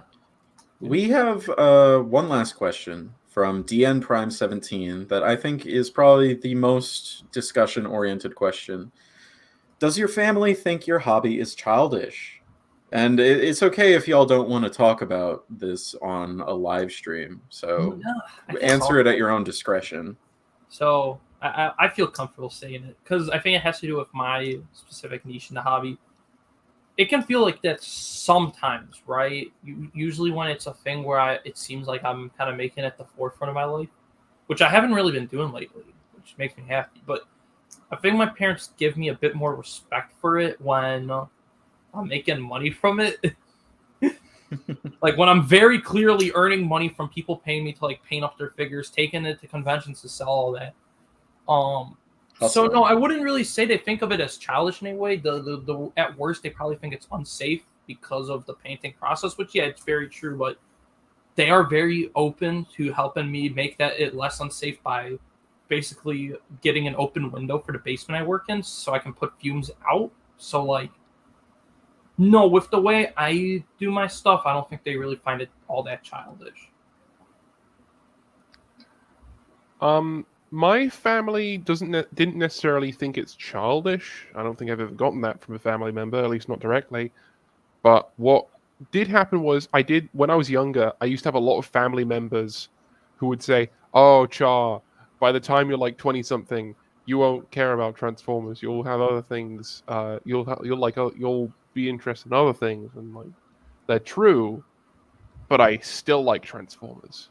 And I remember I made a lot of bets with those family members to say if I still like Transformers by the time I'm 16 or by the time I'm 20, they give me like £100 or something. And I've never gotten those £100, which I would spend on Transformers. For myself, I don't really. My family's never really pushed back on me regarding liking Transformers so much. I mean, when I was like little, I think they sort of expected me to grow out of it at some point because that's what most kids do. But or at least that's what happened with them. But when they saw I was still, asking for the latest Transformers when I was, 12, 13, 16 even, they were just like, "Okay, yeah, this is your personality now. Okay." And they were really supportive of me starting, Kit Catastrophe, and they saw a lot of my earliest videos, but they only really had a problem with it when my grades were slipping, which is very, very understandable. Yeah, it's fair enough. Because I was putting so much time and effort into those shitty 2019 videos at the expense of my grades. Like, I failed a class for the first time in 2019. I just was not cut out for engineering as well, so that didn't help. Yeah, I know that feeling. So, but like I have a degree. once I switched to once I switched my major out of engineering, they stopped getting on my case about it because my grades shot through the roof after that. But yeah, nowadays they're just more ambivalent towards it. They just know it's a thing I do now. Um, so yeah, Here's a hot take. I think Transformers. So the only time Transformers as a hobby, in my opinion, is childish, is when you aren't discerning about what you're getting. If you just literally just buy whatever is being put out just because it's on shelves and because you're taught and like because you feel like you have to, that's the only time where I would say that I would consider it childish, because you're basically just your hobby isn't like the toys. Your hobby is spending money. yeah, That would be the only time where I personally would consider it childish. yeah. I understand. So like, so long as you're discerning, I think you're fine. I mean, to be fair, I do buy a lot of schlock. So what does that say about me? But at the same time, sometimes I do buy stuff that I know I'm not going to like because I get in this headspace where like, this will make a good review, and then I never make it. I can sort of relate to that in a way. Like, I can rip this toy to shreds on camera, metaphorically, of course. I'm not going to go all Bolt Matrix Bumblebee on him, but like, and then I just never make it. I've made 10 reviews in the past 2 years, so. Do you remember when Optibotimus drove his car over a Justin Bieber doll? No. Yeah. I've never heard of this. Optibotimus, he did like an April Fool's video once where he was reviewing a Justin Bieber like action figure doll thing as like as an April Fool's thing. And this was like at the height of Justin Bieber hate. And like, that's funny. At the end of the video, he runs over with his car.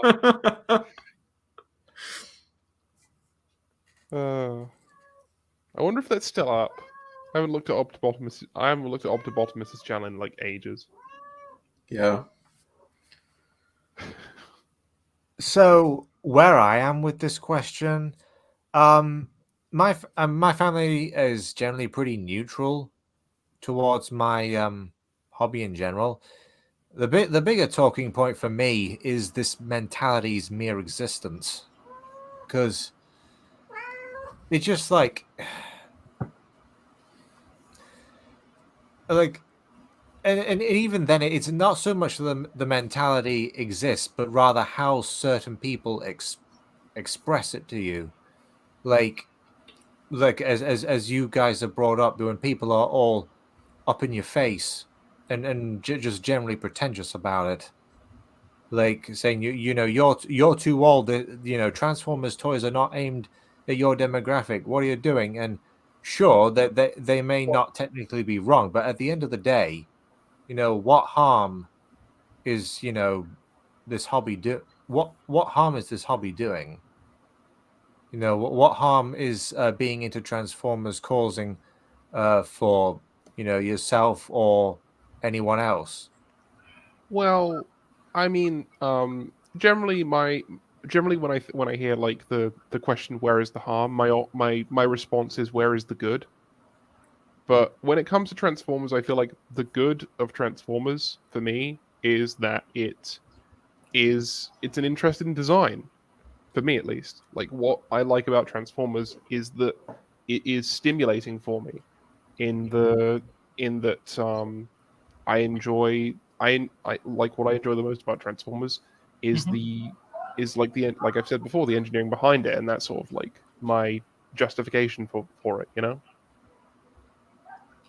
Yeah, I guess it's just what Well, it's just society's standards of you can only like something that is aimed at your general demographic, and I'm like, so sometimes I just think people would that get along better if when it comes to harmless hobbies, if they just live and let live. True, true. I mean, Like of all the hobbies, I'm not exactly trying to control how people um think, obviously, or I'm not even trying to control what they say, but if they do choose to get up in your face about it, I just hope they know what they're getting themselves into. And that's pretty much all I have to say on the matter. I think I mean, usually when people, this is my stance on it because I have a very big family, so that means I have a lot of people that visit around the holidays or often enough, right? Usually they get a glance at my collection. They do ask like how much things are worth. And I think on one hand they're astonished by it, and on the other hand they are worried how much it spends. I think that can really be the harm of it is just how much money does it take away. And you know what? That's entirely valid. I think it's kind of reflected on myself enough that like I don't really jump on things as often right away anymore. I'm willing to wait more for sales or whatnot. I think that's totally valid when people are concerned for like your financial well being because we joke about it, right? We joke all the time, like, Hasbro stole my wallet, or like this toy company, this toy line stole my wallet. But like, it can be a serious issue for some. Like, and at some point, you have to step back and realize that. yeah, yeah. I'm one of the things in Transformers collecting is I always try and I'm a sometimes I do get a little self conscious about like is the amount of money I'm spending really worth it? But I suppose the counterpoint to that is I don't really spend money anywhere else. Like I go out to drink very rarely. I go out to like parties and like just out in general very very rarely. Um, my trip to fucking Count Dankula's live show was a rare exception for me. Usually I don't do And that I sort feel of the same way. I feel the same way because I don't know how much longer I'll feel the same way. Now I'm going to be paying back school and stuff now I graduated, but for the most part, I agree. I mean, I'm paying back school right now, and I'm still collecting. That's a good point. Yeah. But yeah, so like, I think the whole question in general that the Prem asked, does your family think your hobby is childish?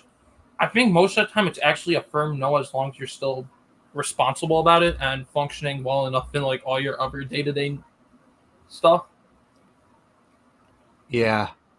I mean, at the end of the day, like a lot of my relatives are into like kind of similar things anyway, so it's not that big of a deal.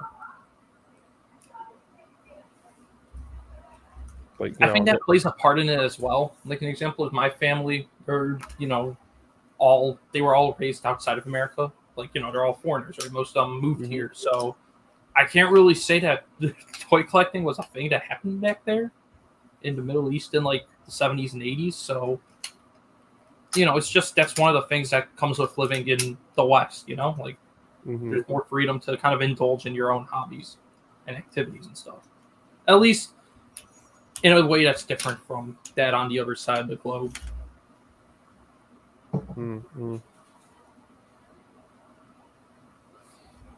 I think that's all I have to say about that question. I'm afraid I missed the majority of this, so I'll have to go back and listen to it on replay. But yeah, if that's everything y'all have to say about this question, this has been a very, very long, but I think very successful Chugcratic seminar. I Yeah. This is probably the episode I've had the most fun doing, I think. Just I because think we it's get one, to get down into the nitty gritty of why we do what we do. definitely one hell of an episode to cap off the year with. Oh, Definitely. Yeah, like I say, this interest, this YouTube thing I'm doing, I wouldn't trade it for anything. I feel the And I same feel way. the same way about myself. Yeah, totally. All right. So, this has been like IdArmed, you said, this has been a great way to cap off the year. We look forward to the 5th seminar coming next month in January. We'll be taking a look at our top figures for 2023. We haven't decided if we're doing a top 3 or a top 5, but you know, If I may, I think it might be best to do a top 3, but opening with perhaps honorable mentions. yeah, That we might could be throw an it all idea. into one slide or something. Yeah. The honorable mentions. Hopefully, Tidal Wave will have arrived by then, and I can comment on that. Nice. And that will be my number 1 pick, probably. Makes And sense. then So go on. And then from there, who knows? We'll come up with our own topics. We might open up some suggestions if someone has a good idea. But yeah, this has been really fun. Absolutely. Couldn't agree more. Absolutely. I'll see the 3 of you next month. And for anyone who's still watching at this point, your homework is to write a 500-word essay with citing at least 3 sources about the history of Chugology. 12-point font, single-spaced. And for all the manufacturing students, I want to see 1 upgrade kit on my desk by next week. For every customizer, I'd like to see a brand new airbrush setup by the end of the month. And for no every gap Beast Wars- fillers. And Sorry. for every Beast Wars fan, if you can find an original Maximo Grimlock toy that's still intact, please, for the love of God, send it to me. Hey, Char, you should make some upgrade parts for Grimlock. That's print actually a him good a idea. Grimlock. That's the one that shares a model with Dinobot, right? Yeah, it's just a straight repaint, so it should be pretty easy to model if you get a Dinobot. Yeah, I'd have to find a Dinobot first, but I could give it a shot. And there's a lot of curved surfaces on that, so I'd have to figure out soft body modeling. Definitely. Anyway, I think it's time to end the stream. Yeah. This has been Kit Katastrophe, Runestone, Not Char, and IdArmed. Transform and roll out. Goodbye, everyone. Have a lovely month. Take care until all are one.